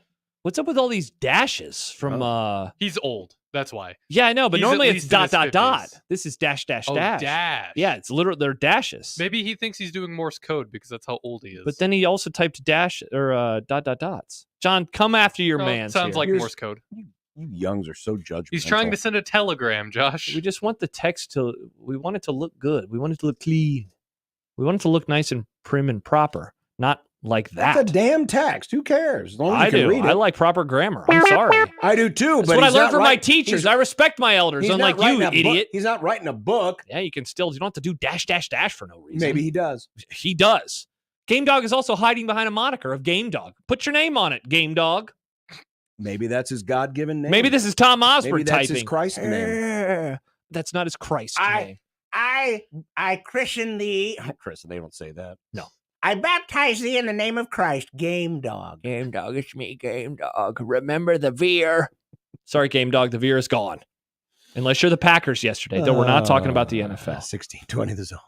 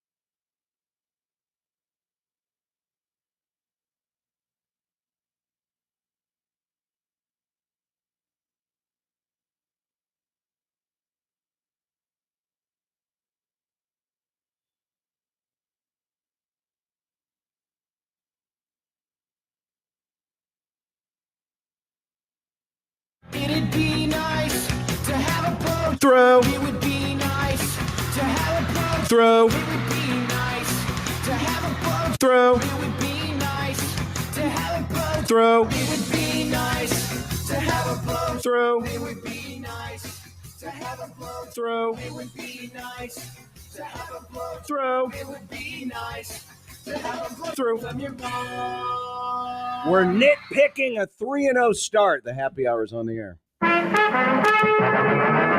It's like the old days. Yeah, the really old days. And I'm arguing with Michael over texts. I'm not defending him. He's defending Sean Payton. It's like 2012 all over again. Friends, remember this. Confucius once said, you recover 0% of the onside kicks you don't attempt. Hard to argue.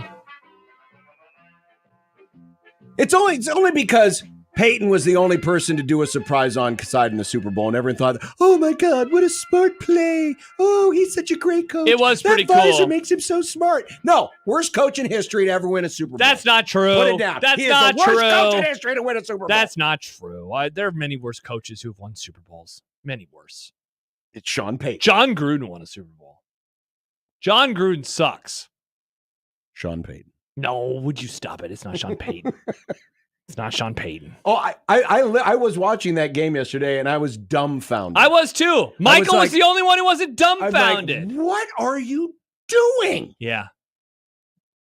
Weird. I think he might be concussed. Michael? No. Oh, okay. Sean Payton.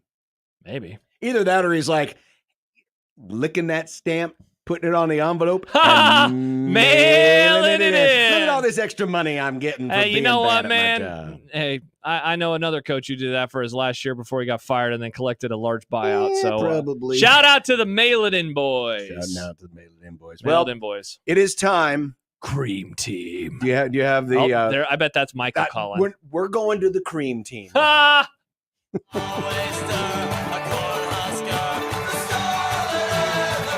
No onside.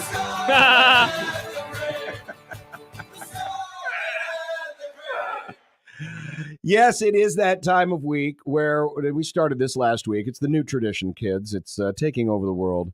Yeah, people are coming up to me, big, strong men, tears in their eyes. This is the best segment that you've ever done. Yeah, that's what they're saying to me. So the Scarlet, that's the red alert. Things that concern us, and the cream is in the creamed. The cream rises to the top. Oh yeah, yeah. Like the cream in my coffee, it rises to the top. Macho madness. So we'll start. Are we doing negative? Do we want to start with the negative We every always week? start with a negative. Good. Let's get the bad out of the way. All right, here's my Scarlet this week. Uh-oh. Run containment. Uh-oh. Michael mentioned this yesterday. What, Sean Payton? No. He's talking about the leaky yards. Yeah, not great. Today, Matt Rule, he said 180 yards after contact. That sounds like a ton. Yeah, that's now. Remember, that's after contact. I mean, the bump dude, into somebody. The dude could breeze by me. I could slap him on the shoulder. I guess it's contact after contact, but still, there were a lot of leaky yards. There were a lot of plays where you thought, okay, Nebraska should have. No, got away. Can't get away with that against more physical, bigger, better Big Ten teams. Good take, John. So that's one thing. Okay. Third down defense. So I went back and looked at the third down conversions. 6 of 16 were the Panthers. Okay. 3 of them happened in their first 2 drives. Wow. So they went 3 of 4 on third downs on their first drive? I believe. Well, actually, I think it was. Yeah, because they did, and they also converted 2 fourth downs. Okay, so they did not go with probably. Okay, anyway, keep going. But the point was, because I made the comment during the postgame show, it felt like it was a lot of third and mediums. Yeah, that they were converting, and it pretty much was. Now their first 2 that they converted, and it was interesting that the first 3 that they converted all were in the short passing game. They converted on their first drive, the drive that ended up in the field goal, a 3rd and 4 and a 3rd and 3. And then their second drive, they converted a 3rd and 6. And then in the second half, they converted a 3rd and 6, a 3rd and 7, and a 3rd and 12. Now that is not what you want to see. No. That is not what you want to see. Yeah. So there weren't a lot of short conversions. Yeah. Again, 6 of 16, but you'd like that percentage to be a little bit lower, especially against an FCS team. Yeah, Nebraska right now overall third down defense ranks 46th in the country, but because a lot of this competition has been bad around the United States of America, if they were to hold this last year, it would have ranked them 22nd in the country. So they have a good percentage right now. They just need to do a little bit better. Third thing on my Scarlet list, Curtis Rourke and the Indiana offense. This is a good offense. They're a good so offense. you're red alerting a future opponent. I did that last week too. I guess that's true. But Rourke's I consider him like a point guard. He can throw a deep ball. He threw a nice couple of long passes, but man, they're impressive, man. He does a great job of layering the ball in between coverages in the zone. He just looks really sharp. Yeah. And this is a guy that came over from Jim Madison with Signetti. And we talked about this in the preseason. It was like, man, the big question about this team is how will these dudes convert to Power 5 level football? Yeah. So far, the answer is pretty darn good. Yeah, they've looked really impressive. I think you could still ask a question of like, who have they beaten? But you know what? You're still probably going to ask that going into the Nebraska game. Their schedule finally, that's the beginning of it getting tougher. I mean, but you right know what? now you can say the same thing about Nebraska. You can. And so that's why I would almost say, like, all right, go look at their point spreads. You know what? They're covering those by a lot of points, too. They have looked good so far. They're overperforming their expectation coming into the year. And I put it down, but 2-19, I guess. Yeah, sure. I had to come up with a fourth one. I keep forgetting you do more of these. I only did 2. That's fine. So I apologize. You just have the nothing to be graphics so tiny. Do you need Michael to do some? Okay, no, I don't need Michael to do it. Would you like me to add Sean Payton on here? Nice. No, next time I'll start looking at other teams too, not just stuff inside. Sean Payton, situational football. All right, so the first one's wide receivers. This is like an easy one. It's just like kind of what's going on with this group. Mitch Sherman, we talked about it with him a little bit earlier. Is it just that they're trying to spread the ball around a little bit more? Could the answer to this, maybe get answered in the affirmative in the coming weeks as they maybe start lessening that rotation? We'll find out. But sub 100-yard day for the receivers versus Colorado. They followed it up with, depending on how you view Bonner, if you describe him as a wide receiver or a different position, they either had 7 or 8 catches total. Mr. Banks, just 1 for 13 yards. Nair, just 2 for 35 yards. A couple weeks ago, I was living off of a high saying, all you idiots who told me the receivers were going to be bad are morons. And now I'm like, was I the moron? So certainly wondering about the receivers. We've hit on this a little bit today, but I got some extra numbers for you now, John. Non-conference. Did the non-conference prepare Nebraska for what they're about to see? Their first 3 opponents. So Bill Connolly, he has a ranking of every team in the entire country. In the world. There are 764 teams. Good grief. Is he going down into NAIA? Yeah, he's ranking everybody.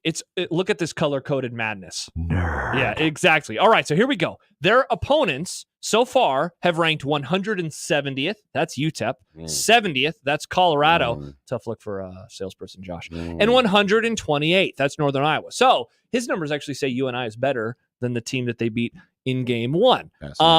Again, every single team in the sport. Before Ohio State, who is ranked first, here are the teams that they will play. 46th, 94th, 41st, and 40th. The 94th team is actually the worst team that they will play now moving forward. After Ohio State, 73rd, 17, 50, and 23. So, is that the toughest schedule in the world? Obviously not, but there's a world, John, where we're describing a 7-5 Nebraska team and we're saying, yeah, you know what?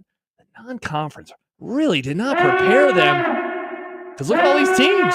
They kind of suck. So those are the things that I am keeping my eye on. All right, so there's the Scarlet.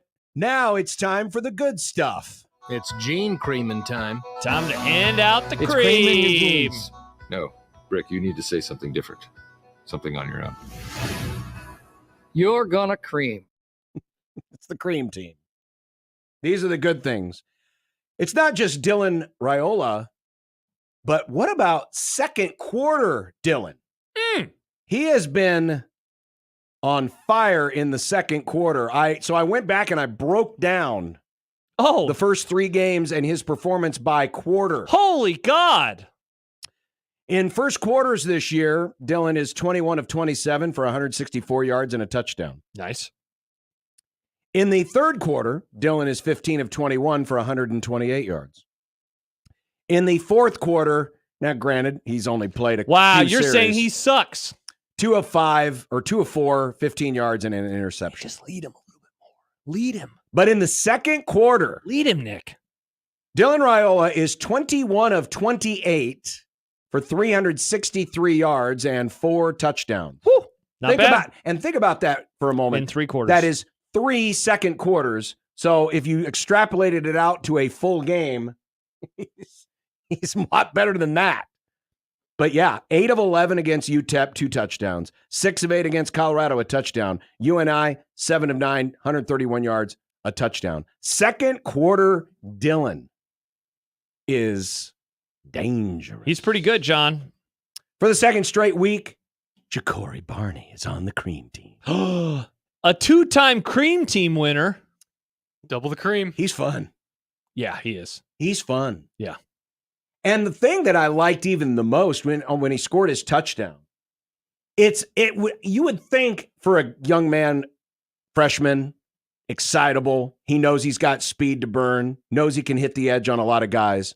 On his touchdown run, instead of just trying to out-sprint the guy to the pylon, he waited and set up his block. He set up Borkacher. He could see Borkacher out in front of him. Borkacher got the angle. That's a nice play. Barney slowed up, turned it back inside. It was beautiful. It was really nice. It was beautiful. He's an impressive freshman. Real smart, real savvy from a freshman who, again, with that kind of speed, just say, I'll beat you to the pylon. No, set up his block, went in. But when Matt Rule talked about we can't get this kid the ball enough, Ja'Cory Barney is a weapon. Mm-hmm. He is a weapon. And they are trying to find,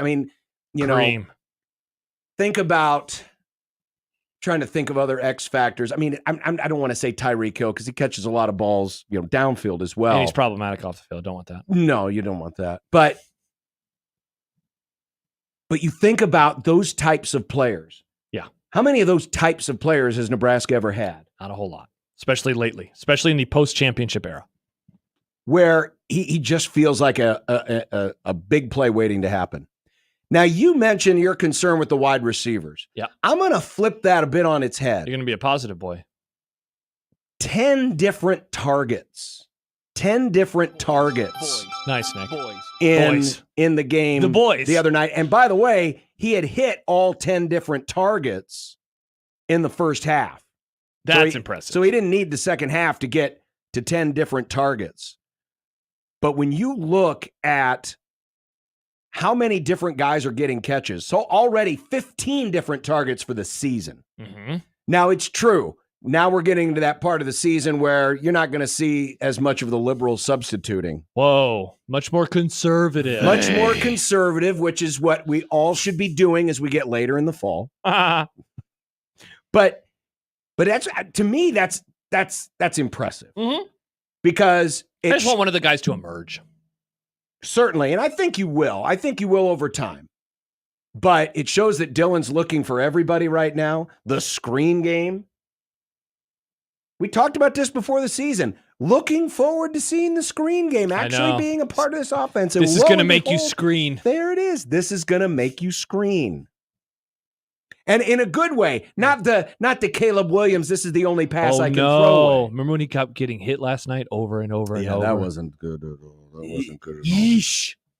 And we talked about it earlier in Inside the Numbers, but no fumbles. Nebraska has fumbled 1 time in 3 games. Last year at this time, it was 7 times they had lost 5 through the first 3 games. And think about that. That was all the way back in the first game that they fumbled. Correct. First game. So there's my cream. Happer's meme guy says, screen for the cream. Oh, yeah, screen for the cream. Again, I only have 2 because I thought we were just doing 2. First one for me, youngsters, and it goes to what you said about Ja'Cory Barney, but let's throw a couple others in there as well. Raiola, true freshman, obviously. Ja'Cory Barney, true freshman. Carter Nelson. How about Carter? First career touchdown, first touchdown of the game. The latter 2, Barney and Nelson, 8 touches, 87 yards, 2 touchdowns combined.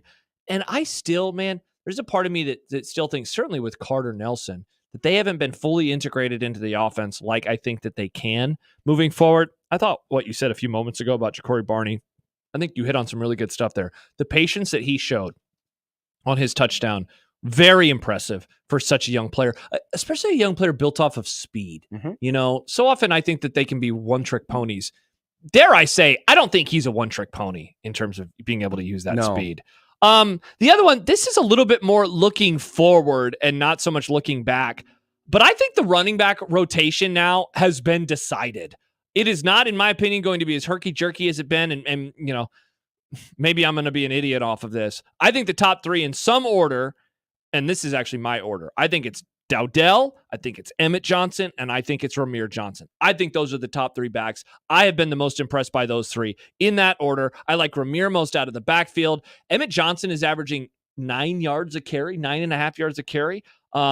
And I think Dowdell is the most complete of the players. The only negative so far from him is the fumble that he had all the way back in the opener. If he doesn't fumble, there's a world where he got 100 yards or more in that opener. I don't think they have to overthink this anymore. Sorry, Gabe, I just don't think that you are on par with those guys. Maybe he's still recovering from the injury. Maybe it's the injuries that he's recovering from. This is the thing, as they get into conference play, Illinois this week, Purdue the following week, Rutgers off week, Indiana. I am excited to see how many carries they get in a game with a normal amount of plays and how those carries are divided up. I think that those three guys are going to be the guys. And I think the top two, I think it's going to be Emmett Johnson and Dante Dowdell. I think those are the guys. To me, the biggest question that needs to be answered, and we'll just say, because we've always used the Ohio State game as a benchmark. The biggest question to me that needs to be answered between now and the Ohio State game is, can this team run the ball when it needs to run the ball? They've been good in the first half. I broke down the rushing stats by quarter. First quarter rushing, 18 carries, 117 yards, 2 touchdowns. Second quarter, 26 carries, 125 yards, 3 touchdowns. Third quarter, 26 carries, 148 yards, and a touchdown. Fourth quarter, 27 carries, 88 yards, and a touchdown. And if you take away that's the long run by Ramir, you take that off the board, and it's even worse. Now, I get it. Small sample size. Yeah. But backups. But you... especially on the line. But if you want to be the team that Matt Rule wants to be, and he pretty much spelled it out in the Saturday night press conference, we want to get the lead, and then we want to kill the clock. That's what we want to be. Well, if you're going to do that, you need to be able to run the ball in the fourth quarter. And that's going to be a big question for me, because it just seems like the running game starts to, it gets off to a good start. Remember the Colorado game got off to a great start. For sure. And it just slowly just kind of petered out over time. And somewhat of the same degree against UNI, with the exception of the long run. And I know there were a couple plays called back against Colorado, but now that you're facing Big Ten opponents, this is where the rubber meets the road. Do you have a 4-minute offense? Sure, having Dylan and the ability to, be accurate, especially in the short passing game as he has been, is going to help, no doubt. But you're still going to need to be able to run the ball. So to me, probably the biggest question on offense that I have between now and the Ohio State game is, can you run the ball when you need to run the ball in the fourth quarter? Good questions. And you know what? I'm going to turn that around on you just a little bit. I think we need to start saying that they need decided by the Indiana game. Well, they need decided over the next 3 games. Going into the Indiana game, which is the 7th game of the year. So by the idle week, by the off week. Yeah. Sorry, I Uncle Signetti, Uncle. So there you go. Congrats to the Cream Boys. So there you go. The Cream Team. So Nick was really excited. By the way, I did misspeak. Thank you, Jed. Fun. Thank you, Jed, for the correction. The Cream Team. That's the Cream Rourke Team. came from Ohio. For some reason, I had him coming from Jim Madison. Oh, yeah. Severe texted about that, too. He was a transfer from Ohio, not from Jim Madison. Yeah. I just assumed every transfer from, to Indiana came from Jim Madison, because he basically brought, honestly, not the worst take. Not the worst take. But he's good. I really, he was fun to watch on. I'm watching Dylan on one TV and I'm watching him on the other. It's why I had no idea that the Georgia game was even close. Oh, really? I had the Indiana game on the little TV. I had Nebraska on the big TV. And on my phone, I had Colorado State because I was expecting World War III to break out. Oh, yeah. I wasn't even considering Georgia and Kentucky. Yeah. And then I happened to bring up the score app at halftime and saw oh, it wow. was 9-6. And I'm like, where have I been? I guess I have to pay attention to this one. So I didn't start watching that game until the fourth quarter. I ended up there was a certain point when I turned away from the Colorado State game, and I said, well, I guess I have to watch this game now because it is the closer game. And that's what I did. Yeah. So Nick, go back to the graphic. Is anybody on the cream team? Yeah, we got Barney and Raiola for now. Barney and Raiola. Oh, I thought there were going to be names that are going to show. So the players will look like so you'll add players to it. Yes, as we go, I'm going to add players to the cream team. All right. Well, but eventually the cream team will be the guys that showed up most, make right? them tinier or bigger if they've been named on it more than one. This doesn't feel fair. Where's Ty Robinson? I bet Ty big ass Ty, Nick. Now, this has only been a 2-week thing. Yes, that's true. It's brand new. It's only started until last week. I'm gonna add one a week. So okay. You guys are gonna have to decide who your you decide. You starter listen to is. us. Okay, fine. I'll decide the cream team starter. Well, who do you want? So Nick, my cream teamers. You could add Carter Nelson. You could add one of the running backs. That's not Gabe Irvin.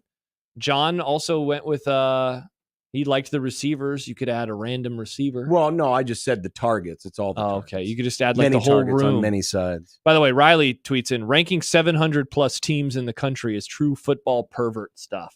Bill Connolly is my kind of guy.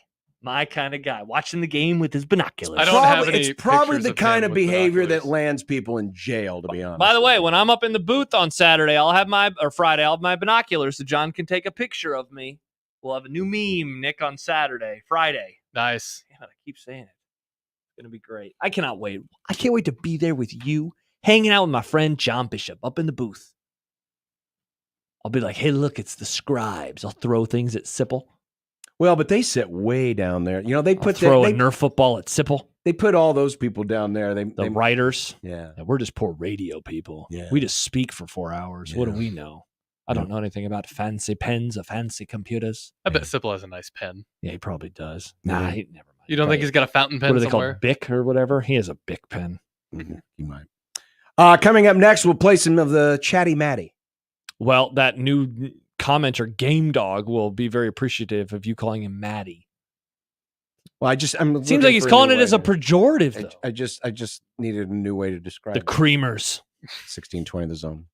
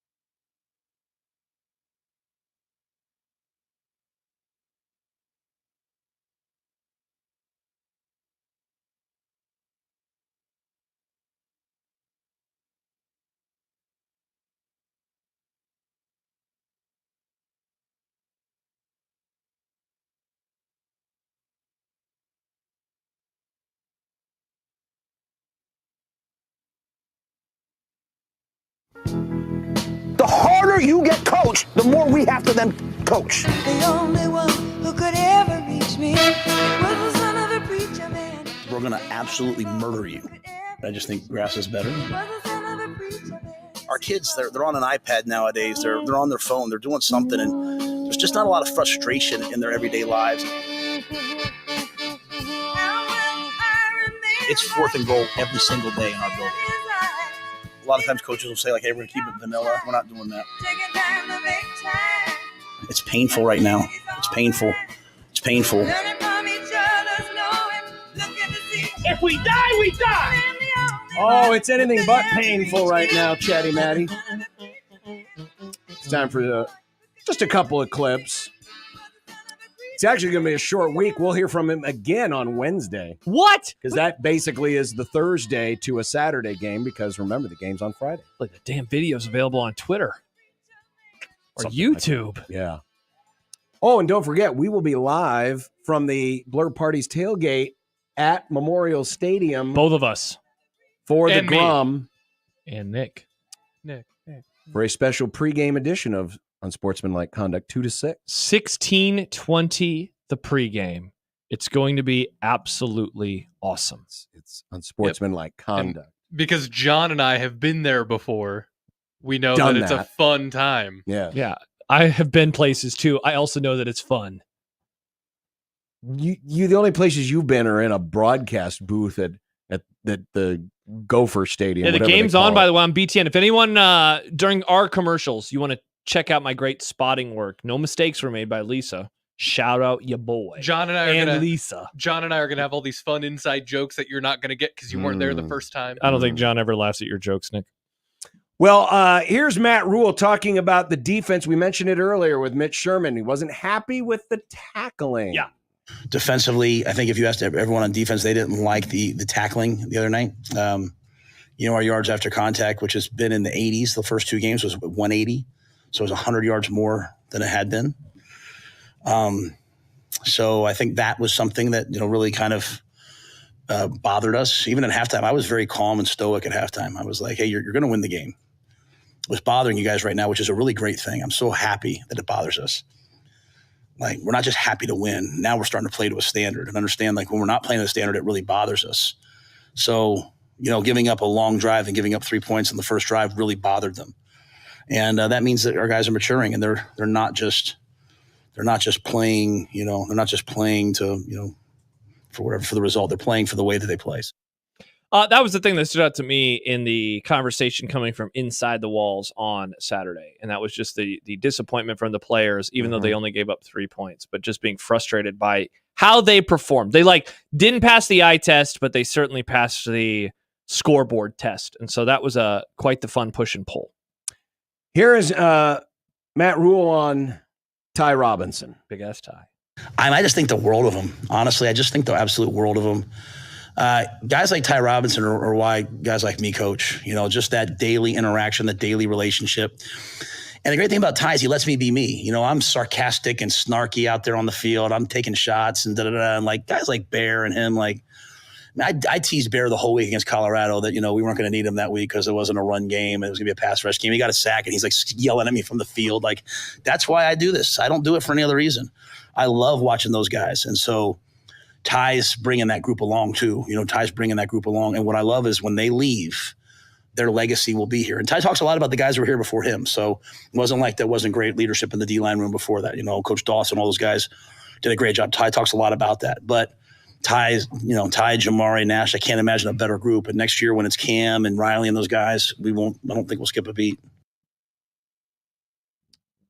It's good to have those guys. It really is, man. It's so good to have those guys, not just for their abilities, but their experience. And, I remember, 3 years ago? And folks were already going, man, this Ty Robinson, wasn't he supposed to be something? This is classic development. This is classic development. Couldn't agree more. Great development story from Ty Robinson, him as an individual, certainly the coaching staff as well. And I couldn't agree with you more. I think there's some people that believe the more athletic group is going to be like the next group, as in the guys that are on the roster, but will be starters next year. And while that might be true, the size in which him and Nash play with, the ability that those guys have, if they had decided to move on, they could still be a good team this year. I would say they'd be a bit more boom or bust, though. Whereas instead, I think they're a whole lot steadier and they have that leadership component to it. And I know when we talk about development, and when we used to do the hits, misses, and guys, it was always focused on coaching. And yes, that's important. But the most important thing are the individual players themselves and their willingness to go the extra mile, to take the extra instruction, to be motivated to do these things. Yeah. It's a two-way street here. Yes, the coaching is important, but it's mostly about the player. If Ty Robinson wanted to have a bad attitude, it wouldn't matter what Matt Rule, what Terrence Knighton, what Tony White did. It wouldn't work out. So I know a lot we talk about development, and it sounds like, at least from my perspective, it sounds like we're just saying, that Matt Rule, that Tony White, all those great development. No, it's mostly about the players, because the players have to be willing to do it. They have to be willing to say, no, I'm going to do this a different way. And so I think a lot of this credit goes to Ty. Absolutely. He's going to make himself some money. Absolutely. One final thing, and then we're going to get to some content, because some of the stuff that Matt said about Illinois, we'll save that for later in the week and certainly for our special pregame show. But he was asked about Riley Van Poppel, who is one of the backups on the defensive line.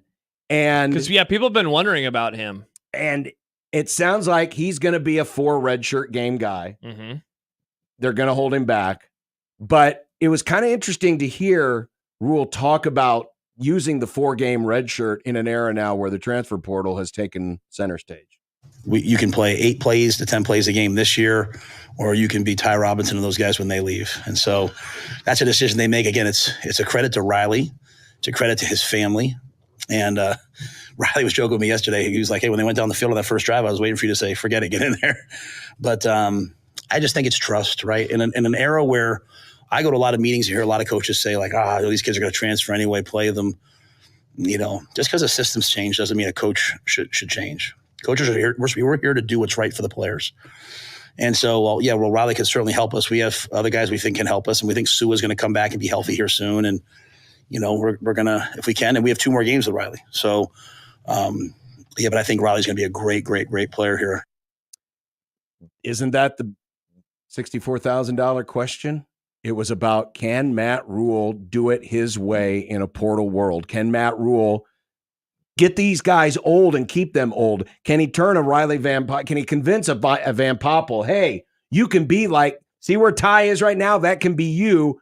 It's just going to take a little longer because of, everyone that's in front of you. And do you have the patience to do that? Mm-hmm. And that's the biggest question. If Matt Rule's developmental philosophy can work in a transfer portal world. And at least by all intent, it sounds like it's working with him. And I thought that was an interesting question. The portal's here, but it doesn't have to change you as a coach. 100%. And I like what you said at the beginning. Can this work in this era? So far, the returns have been pretty solid in that they have not lost a lot of guys yet. They have not lost very many players, and that has really surprised me. Let's see if it can continue. Coming up next in content, there are a couple of things in there about professional football. John, we're a college football radio show now. What's professional? Never heard of it. Football? Never heard of it. Is that soccer? Is that like what they do in It's Europe? where the players get paid. No. In other words, it's like it's college Nebraska football. Exactly. Oh, so let's just paid. Let's talk about Tennessee. They kicked it onside when they were up 30-0 in the first quarter. We're 3.5 hours into the show. We have buried the lead. We can keep burying it. We have buried the lead. Okay. So that's next on 1620 The Zone.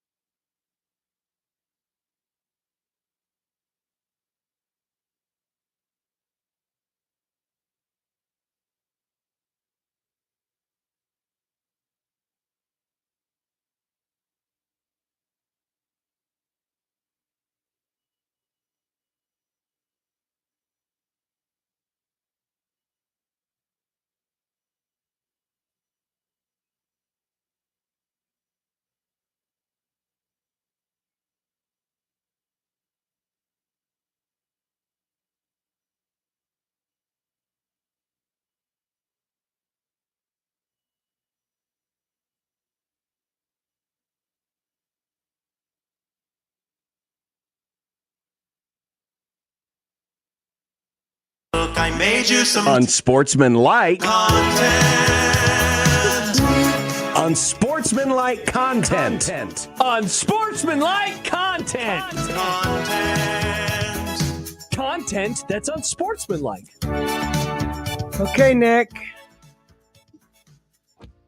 Let's all just take a moment and appreciate the fact that Texas is number 1 for the first time in the AP poll in 16 years. Is Texas indeed back, folks? I can't believe we didn't lead the show with this. They're pretty good, John. They're pretty good. Yeah, they're okay. Wow. Back. How do you define back, right? Is it winning it all? Is it just being in national contention? Because if it's I just want to they thank were Joe there. Tess. He gave us a great meme. For this meme that will never die. I mean, Texas could win the next 5 national championships, and we're still going to have this question. Is Texas back, folks? Yes. Is Texas back, folks? Is Texas back? Yes! If I was, now, that's not Joe Tess. That's a later. Yeah, it's a different guy. It's a different. Joe Tess was 2016. Gosh, everything happened in 2016. Then remember what happened after that? Yeah, they suck. So did Notre Dame. If I were ranking a top 25, come on, AP, give me a vote.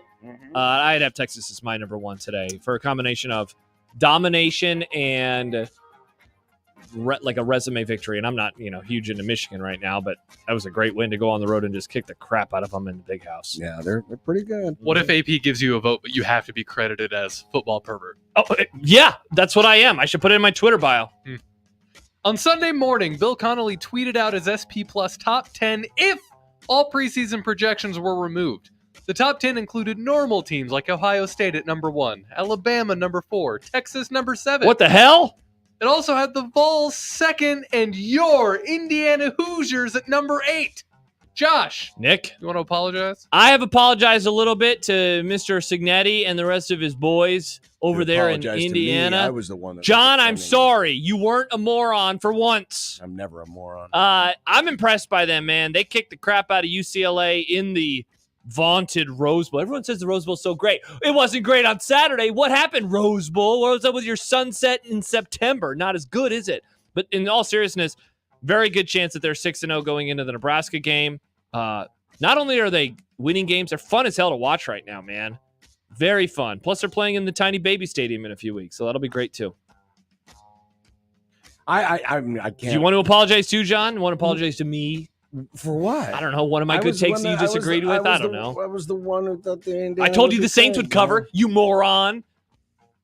Yeah, that one. Not great. Have you seen this? Have you heard about this? Friend of the Grum, Steve Sipple, is hearing Nebraska might have to play the spring game somewhere else in the coming years because of renovations coming to the old gray lady. Sipple threw out the Chuck, Kearney, or Grand Island as possible replacements. Any thoughts? Well, it's not going to be the Chuck because it's That'd be the middle. stupid. It's the middle of baseball season. Yeah. Also, that'd be and dumb. and you would have to turf over the grass. Yuck. And then tear it right back out again. Yeah. And I don't think Matt Rule wants to take the chance of, any sod that has just been put down just to do a spring game. So I think the Chuck is out. Mm-hmm. I mean, honestly, throw a bone to UNK at Kearney. The volleyball team just did a scrimmage there. Yeah, throw a bone to the Hicks out west. Actually, here's what they should do. Put it in Josh's apartment. I think you can do this because you get 3 scrimmages in the spring. Okay. Right? Yeah. Of course, the last one is the spring game. You travel around a little bit? What if you moved it around? You did one of the 3 scrimmages in Kearney and then pick, maybe do one of the 3 scrimmages. Somebody just said, Kenneth said Central High School. Yeah, Central High School. What's the biggest stadium? What if they did one at Caniglia? Oh, that'd be interesting. At UNO. Definitely not as much seating there as there used to be. I don't know what the biggest high school stadium is. And then you could do another one. What about out in the sticks? You could do one in Scotts Bluff, Gering, whatever. Wyoming. Miller North is pretty big. Yeah, that's what I was thinking too. They play at Miller South. You could do one in Boulder. There you go. Oh, they'd fill that up. They filled that up. Jordan says played at Fremont High to make up for this week. That's true. When the FC Cup, a couple people brought up Burke. Usurps the Burke would be a good one. Burke is big. Adam says played at Arrowhead. No. That'd be different. Yeah, Bigelow says it's either Burke or Buell is the biggest. Well, they'd probably stop the scrimmage because Andy Reid is going to be like, Patrick, stop playing, get back in the locker room. And he'd be like, oh, wait, that's Dylan. My bad. My bad. So, yeah, share the love. That's not a bad idea. I really like that idea. Better, definitely don't play at the baseball stadium. That's the dumbest crap I've ever heard. Well, no offense, Sipple. It won't No work. offense. I mean, it's baseball season. Yeah. Last week, before Ole Miss went to Wake Forest, or Woke Forest, and blew out the Deacons, Wake or Woke AD John Curry informed Ole Miss that they are buying out the rest of their contract, meaning that Wake won't make the return visit to Oxford next year. Is this a chicken poop move? Of course it is. What the hell, Wake? I thought their offense was fun with the slow mesh, but now they're running scared from Ole Miss. This is weak as hell, but this is what people want. This is what Michael Severe. This is the America Michael Severe wants to live in. That's what I would make a commercial First, we're about not kicking that, onside Kamala. kicks because we're supposed to kick onsides, and then we're giving up on the. I mean, now this is the problem. You're not going to have as many data points. If anything, if I'm the ACC, and granted the ACC may not have much more of a leg to stand on if it falls They do apart, have a coin. but I'd be like, no, we need to play more of these types of games. Good take, John. Instead of fewer, because we need to show our mettle, and we can't do that. We can't win a war of perception unless we actually do something to change the perception. Yeah. So this is unfortunate. Another unfortunate move.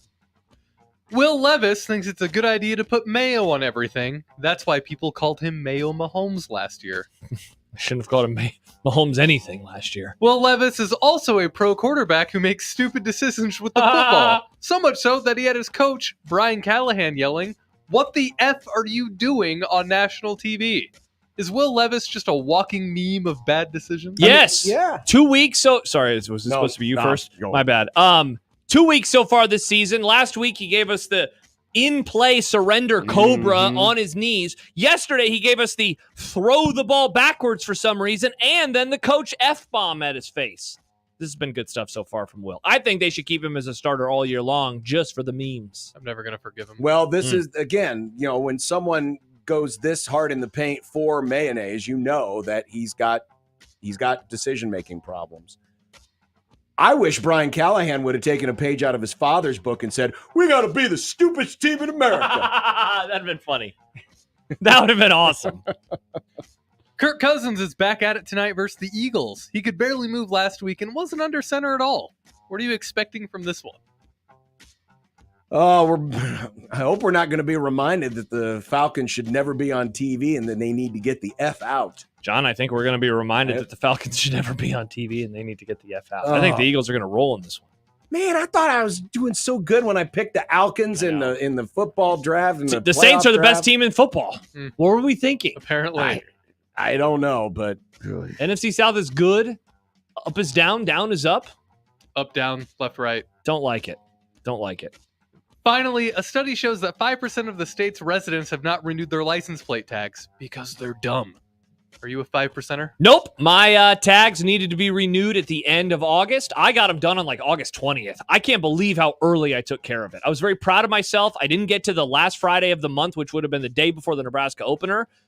I would have been stressed as hell. You can do it through the mail. I couldn't, though, because I changed my address. So I had to do it. You said that. I had to do it. And, dude, just didn't have the old Bennington address anymore, which means I needed to pay an extra $50 for that tax. Oh, Mayor Gene and those liberal policies. Classic lib Mayor Gene. Come on, Gene. Sam, do you have your?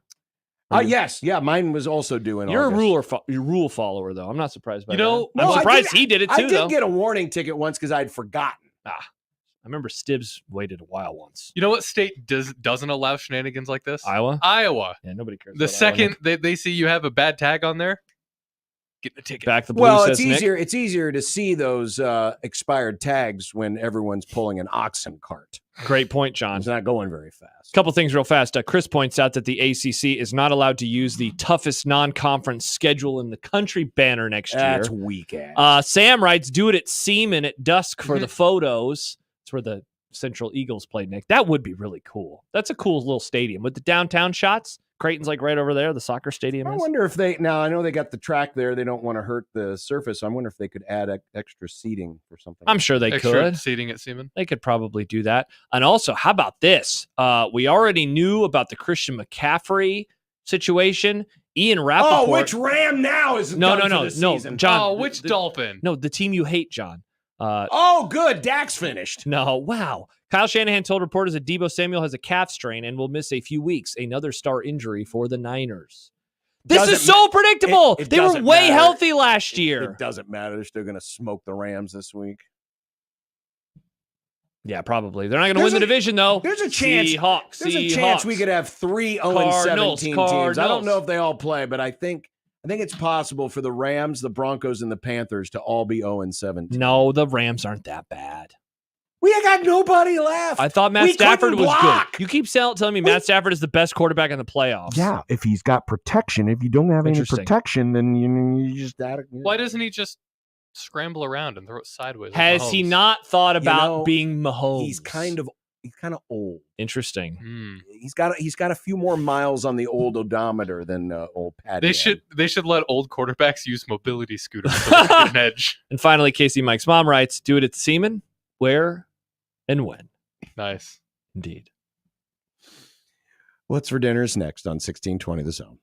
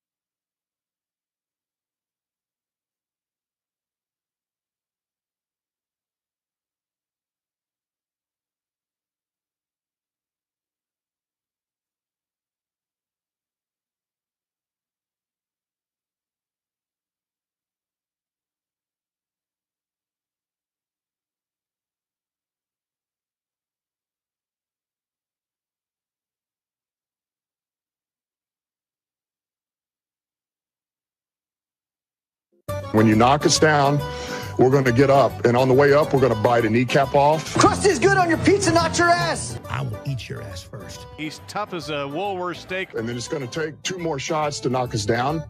All right. And on the way up, we're going to take your other kneecap. I'm ready to hang them up, gut them, and skin them, and chop them up. You know what? I'm ready. My daughters aren't starving to death. I'll eat my neighbors. And we're going to get up, and then it's going to take 3 shots to get us down. And when we do, we're going to take another hunk out of you. Cliff, what are you going to take away as your best memory from playing basketball at Boston College? Probably just like going out to eat. It's leftovers night, but over the weekend, the wife made one of our favorite soups. It's Big bags of soup. It's the carrot jalapeno bisque. That we discovered at Fireworks Restaurant in Lincoln. That's a combination of flavors. It's really good. I mentioned the It's bisque. really good. You just boil a bunch of carrots and then you Mash them, stick them in a stew. And then jalapenos and Mashed other carrots. things, and then you add cream and you just puree it. The cream team. The cream team. Nice. It's a delicious soup. Steak fajitas is what we're having tonight. Ooh. Yeah. Looking good. forward to it. We're going to cage the elephant. So instead of That's a food, band, I'm going John. to be buying a $40 t-shirt. You are so... you are a freak. Unreal. Number one, first of all, you're caging elephants. Number two, you're This makes again, sense. blowing money away. You know who I love, or you know who loves shooting elephants and holding up their tusks? Nick's new people. He was in the hoity-toity seats, and now look at him. Speaking of that, I just want to send out my kudos to the pop princess, Taylor Swift, for helping heal America I turned it down because by I heard what John's openly about to say. celebrating Harrison Butker yesterday at the end of the Chiefs game. Hey, I just realized we never talked about the controversial call that allowed for the Chiefs to kick the field I goal. don't want to talk about it. Can you believe people were debating if that was a pass interference or not? She really stuck up for Harrison Butker. Well, she's She cheering. cheered for him. That's so gross. I mean, she's first rooting of for the all, Chiefs, She's Nick. hugging. No. She's hugging Which Brittany is also again. gross. Jerry They're Jones- buddies. And now this. I will If say Jerry this. Jones is happy, I am happy. So, you know. I'll say this. Yes, it's getting annoying every time Travis Kelce does something mildly interesting. They have to show her in the booth. I want. I want equal coverage. I They're want not showing both her as sides. often then, are So they? who do you want? They started doing that with Jared Jones many years ago. Yeah. But you know what they started to do? When Dallas would do dumb things, they'd show Jared Jones. Oh, you want them to show her when they... I Yes. need to see Sad Taylor, too. I would agree. It's a great idea. If Travis Kelce makes a stupid penalty or gets a... The problem is they barely throw to him anymore. He gets like 2 passes a game. It's because he but sucks. anytime he comes on the field, old. they got to show her up in the booth. He's I need old. to see... I want equal time. He's I old want and Sad slow. Taylor, too.